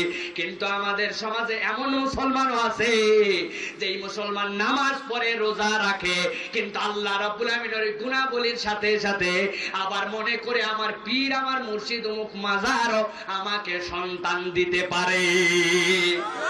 কথা বলেন, বিশ্বাস করে কিনা? তাহলে আল্লাহ রাব্বুল আমিনের অস্তিত্বে বিশ্বাস করলাম, কিন্তু আল্লাহ রাব্বুল আমিনের গুণাবলী যেটা আছে, আসমাইহি ওয়া সিফাতিহি, আল্লাহর সিফাতের প্রতি বিশ্বাস করে না। আল্লাহ নবী বলছেন, তুমি উত্তম সমাজ বিনির্মাণ করতে যাও, তোমার সমাজে ইসলামাইজেশন করতে যাও, তোমার সমাজকে আদেল ন্যায় সঙ্গত সমাজ হিসাবে দেখতে চাও, আগে তোমার ভিত্তি ঠিক করো। তোমার রব তিনি, যিনি একমাত্র সকল গুণাবলীর মালিক, ওই গুণাবলীর মধ্যে কোনো শরীক নাই। শরীক আছে? কিন্তু আমাদের সমাজে এরকম লোক আছে কিনা বলেন তো, যে এরকম বড় দাড়িওয়ালা, বড় টুপিওয়ালা, কিন্তু ও বিশ্বাস করে যে আল্লাহও দিতে পারে, আবার বাবাও একটু দিতে পারে। তাহলে ওর কি ঈমান আছে? ওর যদি লম্বা দাড়ি থাকে তাও ঈমান আছে, ও যদি নামাজ পড়ে তাও ঈমান আছে, ও যদি মক্কায় হজ করতে যায় তাও ঈমান আছে, ও যদি মসজিদের ইমামও হয় তারপরে ঈমান আছে? নাই। তাহলে এই দুইটা জিনিস আমাকে পূর্ণাঙ্গভাবে বিশ্বাস করতে হবে। 3 নম্বর যেটা আপনার আমার জন্য বিশ্বাস করতে হবে, আল্লাহর অস্তিত্বে বিশ্বাস করেছি, আল্লাহ রাব্বুল আমিনের গুণাবলীতে বিশ্বাস করেছি, তারপরেও তাওহীদের পূর্ণ বিশ্বাস আমার আসবে না। 3 নম্বরটা বিশ্বাস করতে হবে, আইনদাতা হিসাবে একমাত্র রব্বুল আলামিনই ক্ষমতা রাখে। কথা বলেন, এখানে আসলেই বেশিরভাগ আমাদের আটকায় যাবে, ঠিক কিনা?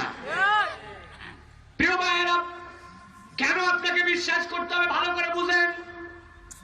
আপনি আপনার রবকে বিশ্বাসের পূর্ণাঙ্গতায় আসতে পারবেন না, কারণ আল্লাহ রাব্বুল আমিন বলছেন ঈমানদারদেরকে ঈমান আনতে বলো। ঈমানের তাওহীদ যুক্ত ঈমানের 3 নম্বর ধারা, আল্লাহর নবী যেটা ওই কাবার কাট্টা কাফেরদেরকে প্রতিষ্ঠিত করে গেলেন, ও কাফেররা, আমি তোমাদেরকে বলছি না এক্ষুনি তুমি তোমার নারী হত্যা বন্ধ করো, এক্ষুনি যুদ্ধ ছেড়ে দাও, আমি তোমাকে বলছি না এক্ষুনি তুমি পত্তলিকার পূজা ছাড়ো, আমি আগে তোমাকে বলছি আগে তুমি তাওহীদ যুক্ত ঈমানটা কি সেইটার পাঠ আগে গ্রহণ করো। তার 3 নম্বর হচ্ছে তোমাকে বিশ্বাস করতে হবে একমাত্র আইনদাতা হচ্ছে আল্লাহ। কে আইনদাতা? কে? জোরে বলতেছেন নাকি ভয় লাগে আপনাদের? আইনদাতা কে? আল্লাহ বলছেন ওই আইনদাতা কেমন আইনদাতা? চিনো নাকি তোমার রবকে বান্দা? তুমি তো চিনো না, তুমি তো বুঝো নাই। আল্লাহ রাব্বুল আমিন কোরআনুল কারীমের মধ্যে বলছেন, বান্দা উদাহরণ দেখ, একটা দেখ। কেমন উদাহরণ দেখবি নাকি তুই? আল্লাহ রাব্বুল আমিন বলছেন সূরা রহমানের মধ্যে, মারাজাল বাহরাইনি ইয়ালতাকিয়ান বাইনাহুমা বারযাখুল লা ইয়াবগিয়ান। ও দুনিয়ার মানুষ, দুইটা সাগর চলতেছে, বিজ্ঞান পয়েন্ট আবিষ্কার করে ফেলেছে, চলতে চলতে একটা মিঠা পানি বহন করে, যেইটা মানুষ খাইতে পারে, যেইটার মধ্যে মিঠা পানির মাছ বাঁচতে পারে। আরেকটা সাগর একই লেনে চলতেছে, ওইটা লবণাক্ত রে। কিন্তু আইন মানে রব্বুল আলামিনের আজ পর্যন্ত যোগ্যতা হয় নাই, ক্ষমতা হয় নাই, মিঠা পানি নোনা পানি আর নোনা পানি মিঠা পানিতে ঢুকবে। এই আইন দিছে কে? আর একটু জোরে বলেন, দিছে কে? ও আল্লাহর বান্দা, আল্লাহ বলছেন তোদের দৃষ্টিটা একটু ফিরা, তোদের মনটা একটু আল্লাহর দিকে বিনয় করে দে। তুই তো বিশ্বাস করছিস অস্তিত্বে আল্লাহ, তুই তো বিশ্বাস করেছিস আল্লাহর সিফাত আছে, কেউ শরীক নাই, কিন্তু তুই কেন ভাবতেছিস তোর জীবনদাতা যিনি, তিনি আইনদাতা তোর জন্য হতে পারছেন না? এই জন্য তোর ঈমান হচ্ছে না। বান্দা, বোঝার চেষ্টা কর। তুই কি তাকায় দেখছিস তোর পাশের বাড়ির মধ্যে যে আঙ্গিনাটা আছে, ওই আঙ্গিনা মদিনাটার একটা কোণার মধ্যে একটা লেবু গাছ লাগায় রাখছিস, পাশে একটা আম গাছ লাগায় রেখেছিস। বল তোরে বান্দা, ওই একই মাটিতে দিচ্ছিস, ওই একই জায়গায় পানি দেন, একই জায়গা থেকে সেখান থেকে রব্বুল আমিন উৎপন্ন করেন, কিন্তু তোর বাড়িতে কি কোনোদিন ভুল করে ওই আমের গাছে কোনোদিন কোনো লেবু ধরছিল? লেবুর গাছে আম কোনোদিন কি দেখছিলেন? এমন একটা লেবু এতই মিষ্টির মিষ্টি খাওয়া যাচ্ছে না, সেইটার নাম আবার পাতি লেবু হয়? হয় না প্রিয় ভাইয়েরা। আল্লাহ বলছেন একটুখানি চোখটা দিয়ে কি দেখিস নাই? ওই যে গাছের জন্য যে আইনটা বানালো, ওই রব্বুল আলামিন হচ্ছে তার বিধানদাতা। ওই বিধান যদি মেনে ওই নিয়মে যদি চলতে পারিস, তুই যদি একটা অফিসে পর্যন্ত চাকরি করিস, আপনি 34-35 বছর চাকরি করেন, করার পরে আপনি এই অবসর গ্রহণ করেন। অনেকেই প্রাইমারি স্কুলের টিচার আছেন, এখানে আছেন কিনা? অনেকে শিক্ষকতা করেছেন, অবসর নিয়েছেন, বলেন তো হাত তুলে বুকের সাহস থাকলে। আমি যতদিন চাকরি করেছি আমার অফিসে কোনোদিন আমার জীবনে 1 মিনিটও ভুল করেও লেট হয় নাই যাইতে। বলেন, হাত তোলেন। পারবো আমরা কেউ বলতে? না রে ভাই, আমরা পারবো না, মানুষ হিসাবে হয়ে যায়। কিন্তু আল্লাহ রাব্বুল আমিন বলছেন তুই কি একটুখানি গভীর মনোযোগ দিয়ে দেখিস নাই? সেই কবে সূর্য উদয় হওয়া শুরু হয়েছে আর সেই কবে সূর্য অস্তমিত যাওয়া শুরু হয়েছে, কোনোদিন কি তুই দেখেছিস রে বান্দা যেই সূর্যটা তার কক্ষপথে চলে আর যেই চন্দ্রটা তার কক্ষপথে চলে ভুল করে কখনো একজন আরেকজনের দিকে গেছে, মিলিয়ন বছর পার হয়েছে? না না, রব্বুল আলামিনের এই সিস্টেমে কোনো ভুল নাই। এই জন্য বান্দা, রাসূলের তরিকায় যদি তোমার সমাজে তুমি যদি ইসলামের সমাজ প্রতিষ্ঠিত করতে চাও, তোমাকে বিশ্বাস করতে হবে যার ক্ষমতায় বিশ্বাস করলাম, যার অস্তিত্বে বিশ্বাস করলাম, যার সিফাতে বিশ্বাস করলাম, কেবলমাত্র আইন দেওয়ার ক্ষমতা রাখেন তিনি, ঠিক না? কিন্তু আপনি আপনার সমাজে যান, আল্লাহর নবীকে শতভাগ মহব্বত করে, জিজ্ঞাসা করবেন বলো তোমার নবীকে, ওরে যদি বাটাম দিয়ে পিটায় বলেন 1 লক্ষ টাকা দিব অন্য একটা নবীর নাম, ও টাকার মধ্যে থুতু নিক্ষেপ করে বলবে খবরদার আমার কাছে আর আসবি না, টাকা পয়সার লোভ দিবি না, আমার নবীর নাম হচ্ছে মুহাম্মাদুর রাসূলুল্লাহ। কথা বলেন ঠিক কিনা? কোনদিন নবীকে ত্যাগ করতে রাজি নাই, কিন্তু সেই নবী বললেন যেই প্রক্রিয়ার মধ্যে সমাজের মধ্যে আমি ইসলাম কায়েম করলাম, ওই প্রক্রিয়ার তাওহীদ যুক্ত ঈমান তোর মধ্যে লাগবে। আর ওই তাওহীদ যুক্ত ঈমানের পক্ষে তুই কখনোই নিজেকে 100% বলতে পারবি না যতক্ষণ না তুই জীবনদাতা যেরকম তোর আল্লাহ আইনদাতা হিসাবে আল্লাহকে না মানবি, ঠিক না?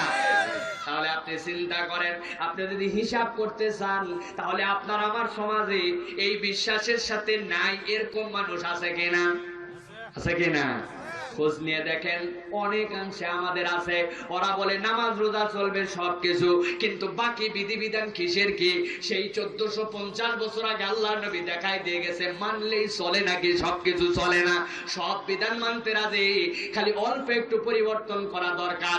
আগে ছেলেদেরকে দিতাম 1 বা 2 ভাগ আর মেয়েদেরকে দিতাম 1 ভাগ। আল্লাহ কুরআনুল কারীমের মধ্যে বলেছেন লিযাকারি মিসলু হাযিল উনসায়াইন। আল্লাহ রাব্বুল আমিন বলছেন তোমার 2 মেয়ে যা পাবে তোমার 1 ছেলে তাই পাবে।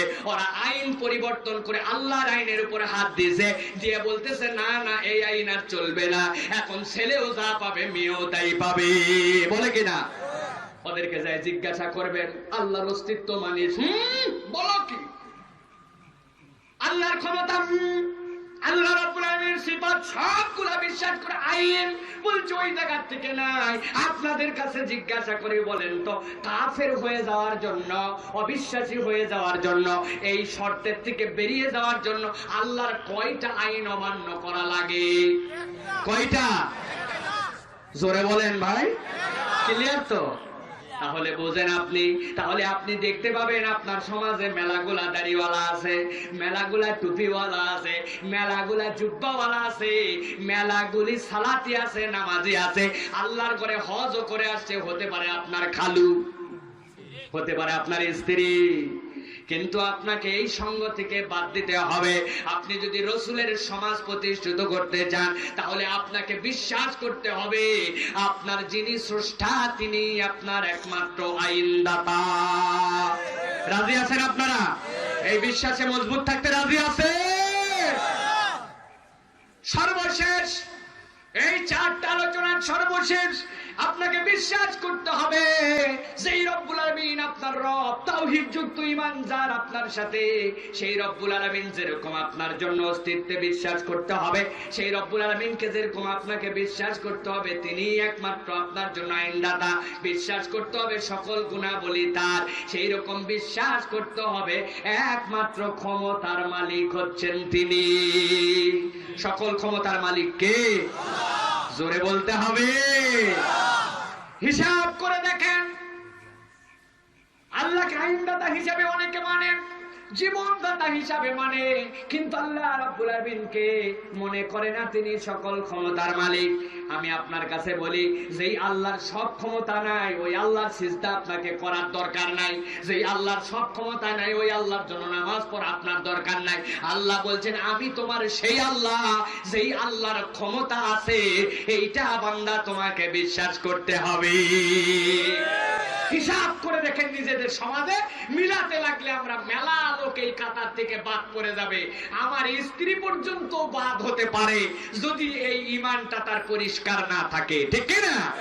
খালি আমি ডায়লগ দিচ্ছি, আল্লাহ রাসূল কিভাবে সমাজ প্রতিষ্ঠিত করেছেন আমি সেই সংগ্রাম করতে চাই, আমি সেই আন্দোলন করতে চাই। নারায়ে তাকবীর, আল্লাহু আকবার। ওরে স্লোগানে স্লোগানে মা, আসলে উনার ওই খলির তলা ফাটা কিছুই থাকে না, আছে কিনা? প্রিয় ভাইরা, এই জন্য বিশুদ্ধ ঈমান অর্জন করতে হবে, এই ঈমানের ওয়াজ বাড়াতে হবে। এই তাফসীর যেরকম আলোচনা চলতেছে এরকম মাহফিল দরকার। সাবজেক্ট নিয়ে আপনাদেরকে বোঝানো হবে ইসলামী সমাজ চাই, সেই সমাজ প্রতিষ্ঠিত করে আমার নবী দেখায় দিয়ে গেছেন। সুতরাং সেই সমাজ আল্লাহর নবী যেই প্রক্রিয়ায় প্রথম মিশনে হাত দিয়েছিলেন, সেই মিশনের নাম হচ্ছে তাওহীদ যুক্ত ঈমান। আমাদের মাঝে প্রচার বাড়াতে হবে, প্রচার করতে হবে। বাংলাদেশের সবচেয়ে বড় রোগ হচ্ছে আমরা অনেক আবেগ দিয়ে আছি, কিন্তু আমাদের ঈমানই অনেকের নাই। ভুল বললাম ভাই? বিচার করে দেখেন, এই চারটার হিসাব যদি না মেলে আপনি কেমন করে ঈমানের দাবি করতেছেন? আল্লাহ নবী বলছেন, এই কার্যক্রম যখন হয়ে যাবে তখন তোমাকে এরপরে ঘোষণা দিতে হবে তোমার যাবতীয় বিচার ফয়সালা ইসলামের শরীয়ত মোতাবেক তোমাকে চলতে হবে। আল্লাহ রাব্বুল আমিন বলছেন, আতিউল্লাহ ওয়া আতিউর রাসূল ওয়া উলিল আমরি মিনকুম। আমি আল্লাহ বললাম, ও দুনিয়ার মানুষ, তুমি তোমার সমাজে যেই প্রক্রিয়ার মাধ্যমে শান্তি আনতে চাও, ইসলামী সমাজ তুমি দেখাতে চাও, আমার সাহাবীদেরকে দিয়ে আল্লাহ নবী সেই সমাজটাকে পরিবর্তন করেছেন। সমাজের চারটা গুণে ধরা স্বভাব ছিল, সেই চারটা গুণে ধরা সমাজকে রাসূল পরিবর্তন করলেন কোন প্রক্রিয়ায়? ওই প্রক্রিয়ার নাম হচ্ছে, তোমার জীবন যতক্ষণ আল্লাহর ভালোবাসা পাইতে চাইলে আল্লাহর নবীর অনুসরণ ততক্ষণ করতে হবে। কথা বলেন? ধোঁকাবাজি ঈমানদার, সানসের ঈমানদার, এত বড় টাউট ঈমানদার আমরা চিন্তা করতে পারবেন না। আল্লাহ বলেন, আতিউল্লাহ ওয়া আতিউর রাসূল, কুল ইন কুনতুম তুহিব্বুনাল্লাহ ফাত্তাবিউনি ইউহিব্বুকুমুল্লাহ। আল্লাহ বলছেন, রাসূলকে ভালো না বাসলে আমি আল্লাহর ভালোবাসাই পাবি না। মাফ তো দূরের কথা, ক্ষমা তো অনেক পরে। আল্লাহু আকবার। আমরা এমন চান্সের মুসলমান ভাই, আমি মাঝে মাঝে এই কথাটা অনেক জায়গায় বলি, এতই আমরা চান্সের মুসলমান, আমরা পুরাপুরি চিটিংবাজিতে আমাদের জীবন ভরে গেছে। চিন্তা করছি কবরে যাব, প্রশ্ন তো আমি মুখস্থ করে টন টন করে ফেলছি। কি মুখস্থ করছেন? ওই কবরে যাওয়ার পর জিজ্ঞাসা করবে, মান নাবিয়ুকা, এই তোমার নবী চিনো? তোমার নবীকে? আল্লাহ রাসূল আরেকটা হাদিসের মধ্যে বলছেন, ওয়াল্লাযী ওয়ার রাজুলুল্লাযী বুইসা ফি কবরিকা, তোমার কবরে একজনকে দেখানো হবে, এই দেখো তো এই লোকটাকে চিনো কিনা। আপনি চিন্তা করছেন, বাপ রে বাপ, বাংলাদেশে এতই মুখস্থ করছি আমি, নবী মুহাম্মদ, নবী মুহাম্মদ, যাওয়ার সাথে সাথে প্রশ্ন করতে দেরি খেসান করে উত্তর দিয়ে দেব, তাই না? কিন্তু এত সহজ হবে না প্রিয় ভাইয়েরা। দুইটা যোগ্যতা লাগবে। এই দুইটা যোগ্যতা ছাড়া আপনি নবীর উম্মত হিসাবে নিজেকে প্রমাণ দিতে পারবেন না। তার এক নম্বর যোগ্যতা হচ্ছে বাহ্যিকেও রাসূলের সাথে মিল থাকতে হবে, বাহ্যিক চরিত্রেও রাসূলের সাথে মিল থাকতে হবে। আপনি কেমন করে ভাবতেছেন? এই পৃথিবীতে স্কুলের একটা ইউনিফর্ম থাকে, স্কুলে ইউনিফর্ম ছাড়া, ড্রেস ছাড়া ঢুকতে দেয় না। আর আপনি রসুলের উম্মত দাবিদারদের রসুলের উম্মতে ঢুকছেন, বাহ্যিক আল্লাহর নবী বললেন দাড়িটা কাটিস না আমার উম্মত রে, মুস্তা ছোট কর। আপনি রসুলের এতই মোহাব্বতের পাগল পাড়া উম্মত, আপনি দাড়িটা আজ পর্যন্ত রাখতে পারলেন না, বুড়া হয়ে গেলেন। এরকম উম্মত বোধহয় নাই। কত দাফন করলাম, কত জানাজা দিলাম, 30, 40, 50 বছরের মুখের দিক তাকায় চোখ ফিরাই নিলাম, আরে আল্লাহ নবীর সুন্নতটা রেখে গেলি না। আপনি কবরের মধ্যে যাবে, যাওয়ার পরে দেখাবে, দেখো তো কবরে পাঠানো হলো ওই লোকের সাথে তোমার চেহারা মিল হয় কিনা। আপনি দেখবেন আপনার নবী শুভ্র দাড়িওয়ালা, পৃথিবীর সবচেয়ে সুন্দর মানুষ, গায়ের মধ্যে আল্লাহ রসুলের আলখল্লা পরা ড্রেস, আপনার দাড়ি নাই, মুছ নাই, কিচ্ছু নাই। আপনার যেহেতু দুনিয়ার সব লোক মিলে বলে দিছে আলা মিল্লাতে রসুলিল্লাহ, নবীজির আর উপায় আছে ওনারে কোলে না নিয়ে নবীজি নিতে বাধ্য নাকি? তাই ভেবে আছেন। অনেকে আবার যাদের দাড়ি আছে তারা চিন্তা করছে, যাক হুজুর এমন একটা কথা বললো আমরা বাইসে গেলাম, কবরে যাওয়ার পরে আমাদের তো দাড়ি চাঙ্গা আছে আল্লাহর নবী। এক লোক দোকানদারি করে কিশোরগঞ্জ শহরে, এত বড় দাড়ি, মুদিখানার দোকান, দোকানের মধ্যে মসুরির ডাল আছে, একটা ইন্ডিয়ান এটা 80 টাকা কেজি, একটা চাইনিজ 100 টাকা ধরেন, আর একটা হচ্ছে বাংলাদেশি 120 টাকা কেজি। এখন দোকানে যে কর্মচারী ওকে বলে গেছে, শোন ব্যবসাপাতির যে অবস্থা তাতে অল্পতেই লাভ করা লাগবে বেশি, কি করব ভাই? শোন তুই চাইনিজ আর ইন্ডিয়ান 5 কেজি করে দেশির সাথে মিশ দিবি, যাতে করে আমার কেজি প্রতি অন্তত 55 টাকা ফায়দা আসে। মানে বাংলাদেশিটা বেচলেও 20 টাকা আসে, কিন্তু এটা 80 থেকে 55 তাহলে হবে। কর্মচারী কি করবে, আগের রাত্রে মিশ দিয়ে চলে গেছে, পরের দিন সকালবেলা আসে দোকান খুলছে উনি। দোকান খোলার পরে দোকানে আসে, সামনে একটা আয়না আছে, আয়নাতে দাড়ি ঠিক করতেছে, করে কিনা অনেকে, আর কথা বলেন না যে দাড়ি ঠিক করতেছে। ইতিমধ্যে একজন বাজারের ব্যাগ নিয়ে এসে আসে, দেখে সুবহানাল্লাহ, দোকান খুলে দাড়ি ঠিক করতেছে। ভাই এই দোকানের মালিককে আমি, ভাই বলেন কি বলবেন? আপনার দোকানে কি মসুরের ডাল আছে? কয় আছে মানে মসুরের ডালের তো আমার দোকান। কয় তাই নাকি, বাংলাদেশিটা আছে? বলছে কত করে ভাই? কয় 120 টাকা করে। কিছু কম রাখা যাবে না? কয় 5 টাকা করে কম দিয়ে যান। ও চিন্তা করছে আসলে নিতে চাইছিলাম 3 কেজি, কিন্তু এই লোক যেভাবে দাড়ি নাড়তেছে আর দাড়ি তা দিচ্ছে, যে পাকা ইমানদার, তাতে অন্য সময় আবার পাই কি না পাই অরিজিনাল আইটেম। নিতে চাইছিলাম 3 কেজি, দেন ভাই 5 কেজি দেন। বুঝছেন? 5 কেজি নিয়ে উনি বাড়ি চলে গেছে। ঘটনা চক্রে মনে করেন ওই দাড়িওয়ালা মরে গেছে, লোকজন জানাজাটা দিয়া আলা মিল্লাতে রসুল বলে কবরের মধ্যে নামায় দিছে। আল্লাহ রসুলকে পাঠানো হয়েছে। দেখেন তো এই যে আপনি রসুলকে ছিলেন কিনা, আপনার নবীকে আপনি চেনেন কিনা, ওই কবরের ওই লোককে প্রশ্ন করতেছে। অর্থ এত বড় দাড়ি, আল্লাহর নবীর দিক তাকায় দেখছে, বাহ আমার নবীর মুখে দাড়ি, আমারও দাড়ি, কাপে কাপ জব্বরের বাপ। আল্লাহর নবী বলবে নাও একে নিয়ে জান্নাতে ডাইরেক্ট ট্রান্সফার করে দাও। কথা বললেন না যে?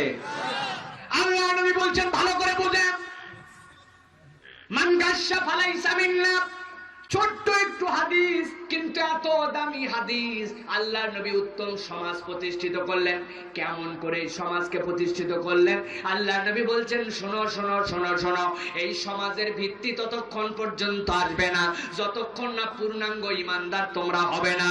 আর পূর্ণাঙ্গ ইমানদার হওয়ার পরে আমি রসুল বলে দিলাম, তুমি যদি ধোঁকাবাজ হও, তুমি যদি ধোঁকাবাজের টেন্ডেন্সি নিয়ে সমাজের মধ্যে চলাফেরা করো, দুনিয়ার মানুষ তোমার নাম আব্দুল্লাহ, তোমার পিতার নাম আব্দুর রহমান, আর তোমার জন্ম নিবন্ধনের মধ্যে ধর্ম ইসলাম লিখে দিতে পারে, কিন্তু আমি রসুল বললাম কবরে একবার এসে দেখ, আমি রসুল তোকে উম্মত হিসাবে পরিচয় দিব না।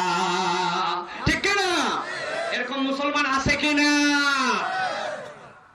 প্রিয় ভাইরা, এই জন্য আল্লাহ রাব্বুল আমিন বলছেন তোমাদের উত্তম সমাজ তোমাদের রাসূল কিভাবে প্রতিষ্ঠিত করলেন, তার 2 নম্বর ভিত্তি হচ্ছে তোমাদের জন্য, তোমরা কান খাড়া করে শুনে নাও, তোমাদেরকে অবশ্যই ইসলামী শরীয়ত মোতাবেক তোমাদের জীবন যাপন চালাতে হবে, তোমাদেরকে সেই শরীয়তের মধ্যে যেতে হবে।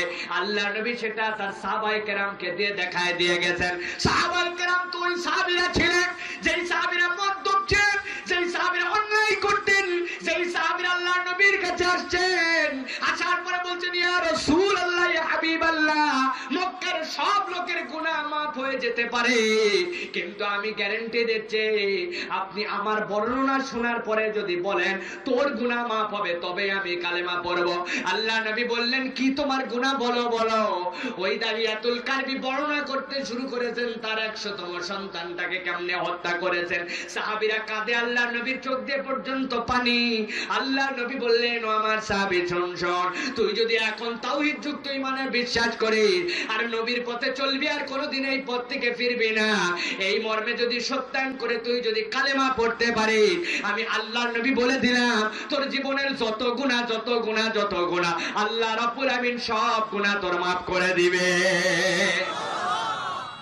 সেই আল্লাহ রাব্বুল আমিন আছেন না নাই? সেই আল্লাহর কি একটু ক্ষমতা কমে গেছে মনে করেন? সেই রব্বুল আমিন কে আপনাকে আমাকে মাফ করতে পারেন? প্রিয় ভাইরা, সেই আল্লাহ রব্বুল আমিন আপনাকে আমাকে মাফ করবেন, কিন্তু ইসলামী সমাজ বিনির্মাণে আল্লাহ নবী যে পদ্ধতিটা আপনাকে আমাকে দেখাই দিয়ে গেছেন, ওই পদ্ধতির মধ্যে আপনাকে আমাকে প্রবেশ করতে হবে। ওই পদ্ধতির 2 নম্বর পদ্ধতির নাম হচ্ছে রাসূলুল্লাহ সাল্লাল্লাহু আলাইহি ওয়াসাল্লাম বলছেন ইসলামী শরীয়ত তোমাকে পুঙ্খানুপুঙ্খভাবে মেনে নিতে হবে। 3 নম্বরে আল্লাহ নবী বলছেন ওই তরিকাটা যেটা তোমাদের সামনে উপস্থাপন করা হলো, ওইটা সাহাবায়ে কেরাম যেভাবে বুঝেছেন, যেভাবে নিয়েছেন, আর ওই সালফে সালেহিনগণ যেভাবে সেইটার অনুসরণ করেছেন, তোমাদেরকে সেই তরিকাতে অনুসরণ করতে হবে। তোমার আমার বুঝে চলবে না, সাহাবায়ে কেরাম যে বুঝ দিয়ে গেছেন ওই বুঝ অনুযায়ী আপনাকে মানতে হবে। এখন আমাদের সমাজে নব্য দার্শনিক বের হইছে, নব্য জ্ঞানী বের হইছে, তারা নিজেরা চিন্তা চেতনা করে নতুন ফতোয়া দিয়া মানুষকে বিভ্রান্ত করতেছে। আছে কিনা? আছে কিনা? মানুষ এখন আমাদের কাছে এসে কি বলে জানেন ভাই? কই হুজুর আগে আপনারা ঠিক হন, আপনারা এক এক হুজুর এক এক কথা কোন, আমরা যাবো কোথায়? ভাই আপনারা কি আপনাদের মনের কথাটা কি বলতে পারলাম? এটা আপনাদের মনের কথা, হুজুর এক কথা বলবেন, যাই কই। প্রিয় ভাইরা, এই যাবেন কোথায়? আপনি বলবেন এক এক হুজুর এক এক কথা বলতে পারে, ইসলামে একই জিনিসের 3-4টা রূপ থাকতে পারে, কিন্তু এই হুজুর যদি বলে এইটা আমার রাসূল বলেছেন, এইটা সাহাবায়ে কেরাম বলেছেন, এইটা আল্লাহ রাসূল সাহাবীদের পরে তাবেঈর যুগকে সার্টিফাইড দিয়ে গেছেন, তারা বলছেন, এই পর্যন্ত বললে মানতে রাজি। কিন্তু এরপরে যদি বলেন আমার লিডার করেছেন, আমার উমুকে করেছেন, আমার পীর সাহেব করেছেন, আমার তরিকতপন্থী করেছেন, এইগুলা শুনতে রাজি নাই। আমি পীরকে নিতে রাজি, নেতাকে নিতে রাজি, সবাইকে নিতে রাজি। সবাই যদি আল্লাহ, রাসূল আর সাহাবায়ে কেরামের সুন্নতের মধ্যে ঢুকে যায়, ঠিক কিনা? কথা বলেন ঠিক কিনা? এই উসুল মানতে রাজি আছেন আপনারা? আল্লাহ বলছেন, রাসূলকে বলেছে আমি এই প্রক্রিয়ায় আপনি আপনার সমাজকে প্রতিষ্ঠিত করেন, আপনার সমাজের এই সৌন্দর্য প্রতিষ্ঠিত করেন। 4 নম্বর পদ্ধতি হচ্ছে রাসূলুল্লাহ সাল্লাল্লাহু আলাইহি ওয়াসাল্লামকে বলা হচ্ছে উত্তম চরিত্র আর দয়াদ্র সমাজ। উত্তম চরিত্র আর দয়াদ্র সমাজ, এটা রাসূলুল্লাহ সাল্লাল্লাহু আলাইহি ওয়াসাল্লামের মূলনীতি ছিল। প্রিয় ভাইরা, আজকে আপনার আমার জীবন বিশ্লেষণ করে দেখেন, আপনার আমার মধ্যে থেকে দয়া চলে গেছে।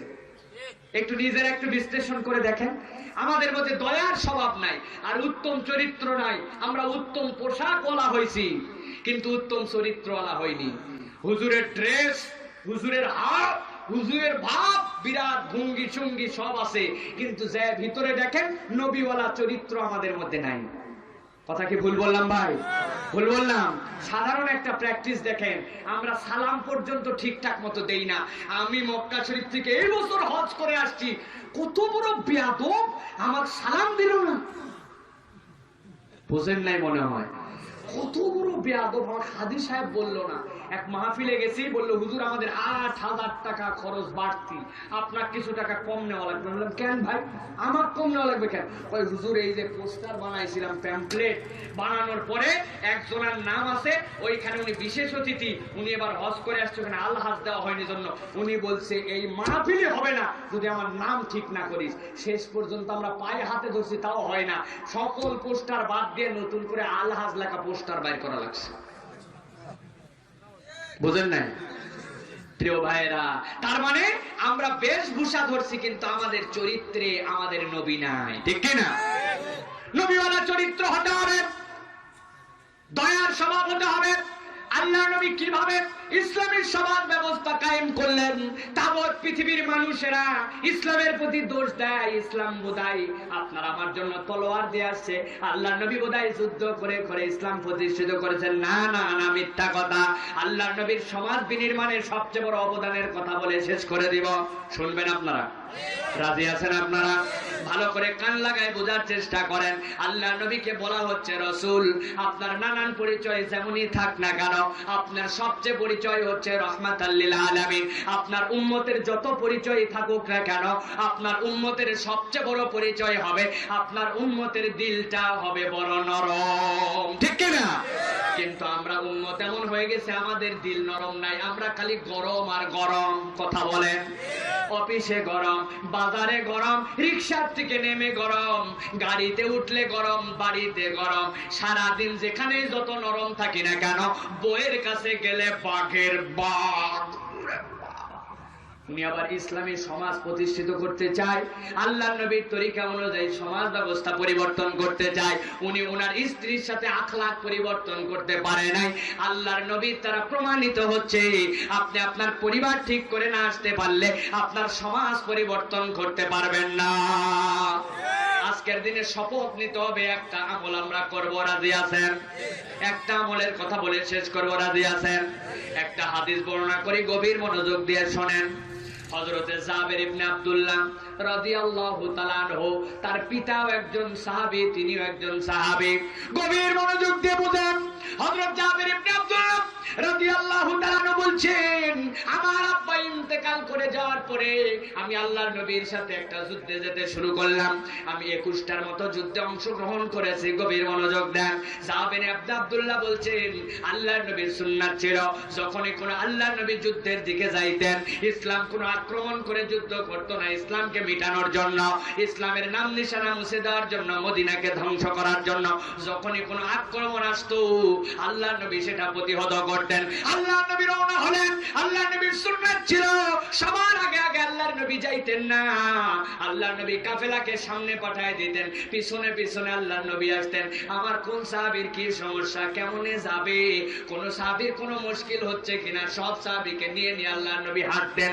হঠাৎ করে যুদ্ধের ডঙ্কা বেজে গেল, আল্লাহর নবী যুদ্ধে যাওয়া শুরু করলেন। সাথে সাথে সকল সাহাবী যায়, আল্লাহর নবী পিছনে পিছনে যান। হযরত জাবের ইবনে আব্দুল্লাহ বলছেন, শোনো শোনো ভাইরা আমার, আমি চলতে চলতে খানিক দূর যাওয়ার পরে দেখি আমার উটটা চলতে পারে না, আমার উটটা খালি বসে যায় আর বসে যায়। আমি দেখি আমার মুসলিম কাফেলা দূরে দূরে সামনে চলে যাচ্ছে, কত আগায় যায়, আমার মন খারাপ হতে শুরু করলো। আরে আমি কি এই কাফেলার সাথে যেতে পারবো কিনা, কাফেলার সাথে একত্রিত হতে পারবো কিনা, এরকম চিন্তা হয়। আমার উট বসে যায়, আবার গাড়ি দেয়, আবার বাড়ি দেয়, আবার উঠে আবার খানিক দূর যেয়ে বসে যায়।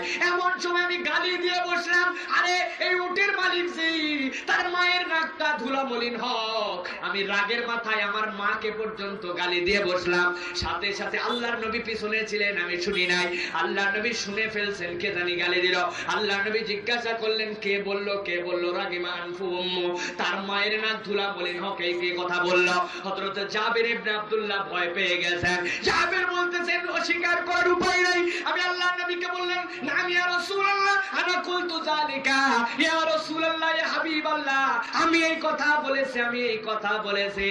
আল্লাহর নবী কিছু বললেন না, তার কাছাকাছি আসলেন, আসার পরে বললেন, জাবির রে, কেন এই কথা বললি বলতো? তোর মায়ের নামে অভিসম্পাদ দিলি, এইটা তো তোর ঠিক হলো না। আল্লাহর নবী বলছেন, দুনিয়ার সবচেয়ে বড় কবিরা গুনাহ, আপনি যত গুনাহ করেন তার সবচেয়ে বড় কবিরা গুনাহ হচ্ছে যে তার বাপকে অভিসম্পাদ দেয়, যে তার মাকে অভিসম্পাদ দেয়। সাহাবীরা বলেন, ইয়া রাসূলুল্লাহ, দুনিয়ায় কি এরকম কুলাঙ্গার সন্তানও আছে নাকি যে তার বাপকে গালি দেয়, মাকে গালি দেয়? আল্লাহর নবী বললেন, হ্যাঁ দেয় দেয়, বুঝো না তোমরা? কেউ যদি অন্যের বাপকে গালি দেয়, অন্যের মাকে গালি দেয়, সে যেন নিজের বাপ মাকে গালি দেয়। শুয়ারের বাচ্চা কোথাকার! কি বললেন? মানে কি ভাই এটা? মানে আপনি শুয়োরের বাচ্চা বললেন কাকে? আরেকজনকে বললেন। আপনি আপনার বাপকে গালি দিলেন। জীবনে দেননি? কারা কারা হাত তোলেন তো ভাই। শুয়োরের বাচ্চা একবারও বলি নাই জীবনে। আমি হুজুর যে কতবার বলছি, আল্লাহর আদালতে যাওয়ার আগ পর্যন্ত এর হিসাব আসবে না। আর আপনারা কোথায় আছেন? কথা বলেন ভাই। আর দিবেন? আর দিবেন? ফোন করতেছে দোস্তর কাছে, চাই শালার পুত, কই আছিস, জলদি আ কর। আশ্চর্য কথা, শালার পুত বলতেছে, মানে বন্ধুরে কথা বললে এইটা বলে উনি কথা শুরু করে। এমনই আমাদের অভ্যাস হয়ে গেছে। মসজিদে নিয়ে আসছে আমার কাছে, হুজুর আমার পোলার লাগে একটু দোয়া করে দেবেন, হালার পোলা কথা হনে না। আমি বললাম এর কথা শুনলে কি আর না শুনলে কি, আপনার শালার বেটা এ শুনে হুজুর না না এটা আমার নিজের পোলা। আমি কইলাম আপনি না একটু আগে কইলেন হালার পুত, কই হুজুর এটা অভ্যাস হয়ে গেছে তো, মুখ দিয়ে বাড়ে গেছে গা। ঢাকায় শালার পুত ছাড়া কথা বলে না। আল্লাহ নবী বললেন তুমি তোমার বাপকে গালি দাও, মাকে গালি দাও, এটা আকবরুল কাবায়ের, সবচেয়ে বড় কবিরা গুনাহ। এখান থেকে বাঁচতে হবে। রাজি বান্দা? রাজি আছেন? জাবের ইবনে আব্দুল্লাহ আল্লাহ নবীকে বললেন ইয়া রাসূলুল্লাহ যুদ্ধে যাব আপনার সাথে, আমার উট চলে না, আমার মন খারাপ, এই জন্য আমি রাগের মাথায় গালি দিয়েছি। আল্লাহ নবী বললেন জাবের উটের থেকে নামতো। উটের থেকে নামাই দিয়েছেন জাবেরকে, বলে তোমার কি উট পিটানোর যেই আপনাদের কি বলে লাগাম বলে নাকি বলে যেটা দিয়ে বাড়ি দেয়, চাবুক, চাবুকটা আছে নাকি দাও তো। জাবির বলছেন আছে ইয়া রাসূলুল্লাহ, এই যে চাবুকটা নেন। আল্লাহ নবী চাবুকটা বাম হাতে রাখলেন, রাখার পরে উটের সামনে চলে গেলেন। যাওয়ার পর আল্লাহ নবী দুইটা হাত এরকম করে দিলেন, যে উটের সামনের যে দুইটা হাঁটু দুইটার মধ্যে এরকম করে একটা চাপ দিলেন আল্লাহর নবী। দেওয়ার পরে আল্লাহর নবী ওই উটের চাবুকটা নিলেন, নিয়ে একটা টোকা দিয়েছেন খালি উটের পিঠে। উটটা লাফ দিয়ে বিদ্যুতের মতো দাঁড়ায় গেছে। আল্লাহ নবী বললেন জাবির এবার উটের পিঠে ওঠ, উটের পিঠে উঠে যা, এবার চলতে শুরু কর। আল্লাহ আমার আগে বিসবাহানি আখলাকুন নবীর মধ্যে বলতেছেন ও দুনিয়ার মানুষ শোনো, আমার আল্লাহর রাসূল যে হাতের বরকত দিয়ে কেবল উটটার সামনের দুইটা পা ধরেছে, সেই আল্লাহ নবীর হাতের বরকত এমন ছিল সেই উট একটু আগে চলতে পারে না। এরপরে যখন জাবির উঠেছে উটের পিঠে, উটটা এমন জোরে চলতে শুরু করেছে জাবির লাগাম টেনে টেনে ঠেকাতে পারে না। সেই রাসূলের হাতের বরকতে উট এত জোরে চলতে পারে, সেই রাসূল যে সমাজ ব্যবস্থা দেখায় দিয়ে গেছে, কত মত দেখলে কত তরিকা দেখলে, কত পদ্ধতি দেখলে, একবার কি রাসূলের দেওয়া ইসলামী সবার সমাজটা কায়েম করার স্বপ্ন জাগে না? একবার যদি সমাজ প্রতিষ্ঠিত হয়, ইতিহাস বলতে রাসূলের হাতের বরকতে যদি উট এরকম চলতে পারে, রাসূলের দেওয়া সমাজ যদি আমরা একবার কায়েম করতে পারি, এই সমাজটা আবার সে জান্নাতি আর বেহেশতি সমাজে রূপান্তর হয়ে যাবে। হযরত জাবের বলছেন আমি চলতেছি আল্লাহর নবীর সাথে যেন আমার উটটা থাকে, টেনে টেনে আল্লাহর নবীর সাথে চলছে।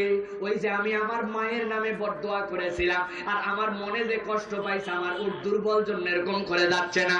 ও দুনিয়ার মানুষ শোনো, আল্লাহর নবী আমার মনটা যেন খুশি হয়, এই জন্য ওই রাত্রে আল্লাহর নবী আল্লাহর কাছে আমার নাম ধরে 25 বার মাগফিরাত আর ক্ষমার জন্য দোয়া করেছে।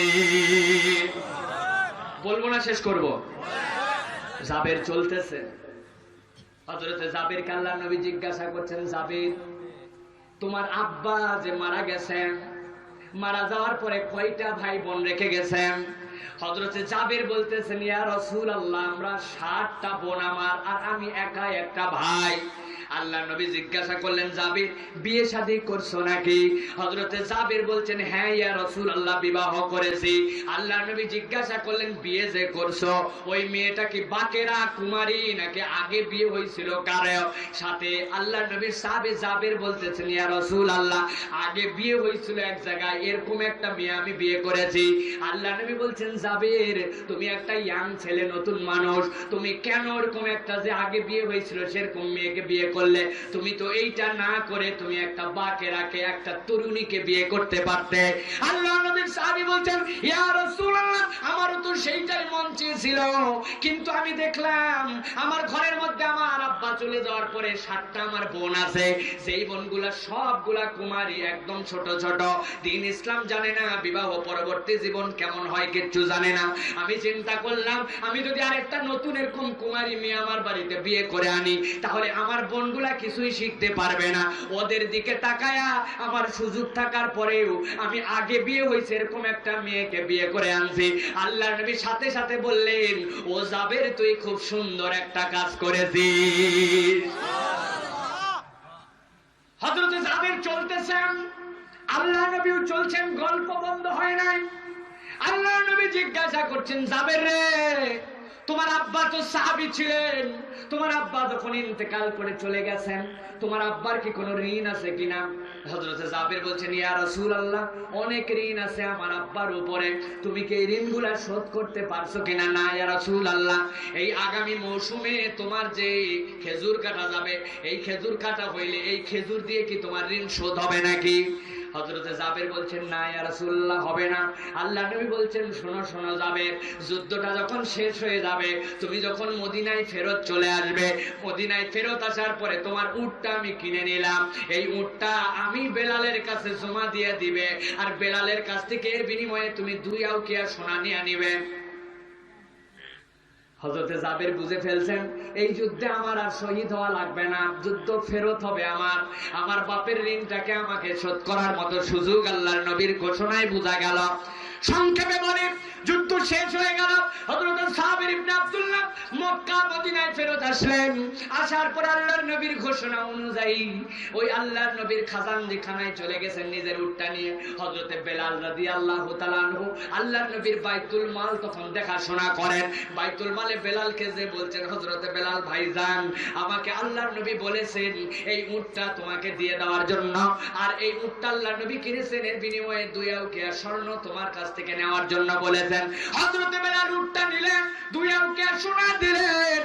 যেই না যেতে শুরু করেছেন, হযরতে জাবেরকে ডাক দিয়েছেন, ও জাবের শোনো শোনো, আল্লাহর নবী তোমাকে এই পর্যন্ত বলেছেন, কিন্তু আমি বেলালকে আল্লাহর নবী আরেকটা কথা বলেছেন। কি বলেছেন ভাই রে? আল্লাহর নবী বলেছেন, জাবের যখন আসবে তার উটটা নিয়ে 2 আউকিয়া সোনা দিবে, আর জাবের যখন ফেরত যাবে তখন জাবেরকে তার উটটা আবার তার হাতের মধ্যে ধরায়া দিবে। আল্লাহু আকবার। জাবের উট নিয়ে রওনা।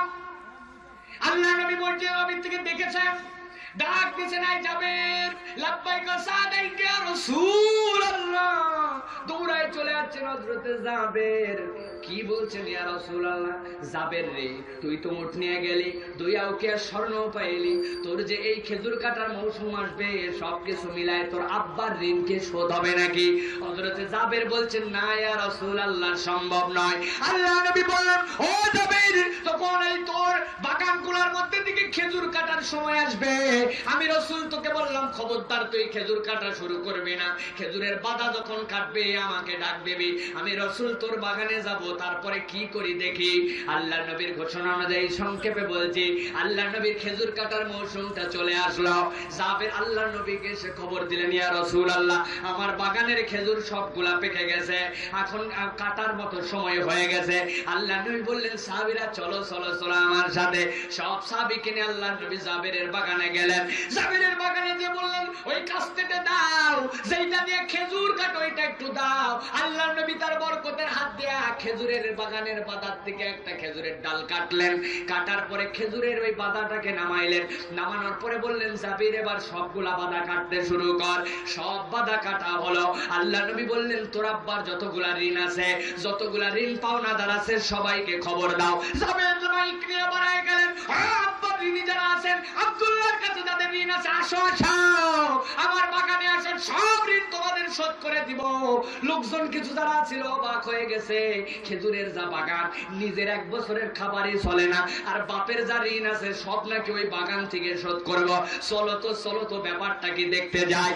সব মানুষ ঋণ পাওয়ার আশায়, মজা দেখার আশায় আসছে। আসার পরে আল্লাহর নবী বললেন, নিয়ে আসো কার কত ঋণ, হিসাব করে করে ডালা নিয়ে আসো। নিয়ে এসে যার যে ঋণ আল্লাহর নবী একদিক থেকে শোধ করতে শুরু করলেন। হযরতে জাবের বলছেন, অল্প সময়ের মধ্যে আমার বাপের যত ঋণ পাওনাদার ছিল সবার ঋণ ওই খেজুর থেকে আল্লাহর নবী শোধ করে দিলেন। দেওয়ার পরে সব খেজুরগুলো আল্লাহর নবী আমার কাছে রাখলেন। রাখার পরে জাবিরকে বললেন, জাবির শোন, খবরদার এই খেজুর মাপবি না, খবরদার এই খেজুর ওজন করবি না, এখান থেকে নিবি আর খেতে থাকবি। হযরতে জাবের বলছেন, বিশ্বাস করো, ওই বাগান তো আমার ছিল না, আমার বাপের আমল থেকে বাগানটা দেখতেছি। ওই বাগানে আল্লাহর নবী কেটে দিলেন। দেওয়ার পরে সব ঋণ শোধ করে দেওয়া হলো। এরপরে আমার কাছে যা খেজুর থাকলো পুরা বছর খাইছি, তারপরেও আমি আমার বাগানের খেজুর খেয়ে শেষ করতে পারি না। ভালো করে বুঝেন, একজন মাত্র উম্মত, তার তার ঋণ শোধ করার জন্য রাসূলের ব্যস্ততা কতটুকু, তার অন্তরের দয়া কতটুকু, তার জন্য কাজ করলেন। আর যেই উদ্দেশ্যে হাদিসটা বর্ণনা করলাম ভালো করে বোঝেন তো। এই সুবহানাল্লাহ এত জোরে বললেন, যেই রাসূল হাত দিয়ে কেটে দিলেন খেজুরের বাদা, নিজের হাত দিয়ে দিলেন, ওই খেজুর দিয়ে তার ঋণ শোধ হয়ে গেল। এত বছর এত বরকত আল্লাহ বাগানের মধ্যে দিয়ে দিলেন, এক বছর খেয়ে ফুরাতে পারলো না।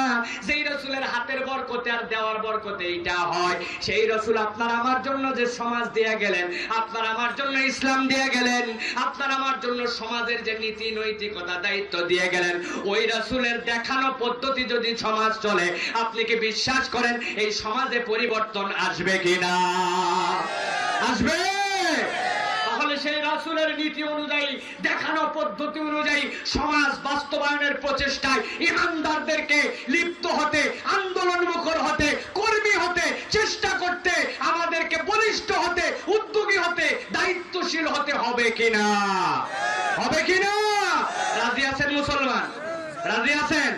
এখনো আপনারা আছেন? এই রাস্তা ভাঙ্গে এখনো লোক দেখতেছে যে কি ব্যাপার, হুজুর একটা বেজে গেল তা ওয়াজ থামে না, লোকও যায় না। বলেন মারহাবা, জোরে বলেন মারহাবা। হে ইমানদার বান্দা খোদার, একটি ব্যবসা শিখে নাও। হে ইমানদার বান্দা খোদার, একটি ব্যবসা শিখে নাও। ব্যবসা করার পুঁজি হে থা আল্লাহ মাবুদ রাসূল নেতা। মূলধন বুঝছেন? ব্যবসা করার পুঁজি হে থা আল্লাহ মাবুদ রাসূল নেতা। তবে খুশ খবরি তোমার, হে ইমানদার বান্দা খোদার, একটি ব্যবসা শিখে নাও। ব্যবসা করতে রাজি? রাজি? এই ব্যবসার মুনাফা হচ্ছে জান্নাত। আল্লাহ বলছেন এই বান্দাকে, এই ব্যবসা যদি করে আমি রব্বুল আলামিন এই বান্দাকে জান্নাতে ঢুকায় দেব। সুবহানাল্লাহ বলেন। আর এই ব্যবসা করতে গেলে আপনার আমার জন্য 5টা জিনিস বাদ দিতে হবে। এই কথা বলে শেষ করে দেব, 5 মিনিট লাগবে। বলবো? বলবো? রাজি আছেন তো আপনারা? আলহামদুলিল্লাহ। প্রিয় ভাইয়েরা, ভালো করে শোনেন। অন্তর থেকে 5টা জিনিস দূর করতে হবে। আল্লাহ নবী করিম সাল্লাল্লাহু আলাইহি সাল্লাম ইসলামী সমাজ প্রতিষ্ঠায় যে 5টা জিনিসকে হারাম করেছেন, এই 5টা জিনিস ইমানদারের মধ্যে থাকবে না। যদি থাকে তাহলে আপনার পাসওয়ার্ড মিলবে না। এই যে মোবাইলটা আপনারা দিয়ে দিলাম, ধরেন এদিকে আসেন, আসেন, খুলে দেখান তো। এই মোবাইলটা দেখে খুলেন, আপনার মোবাইল এটা।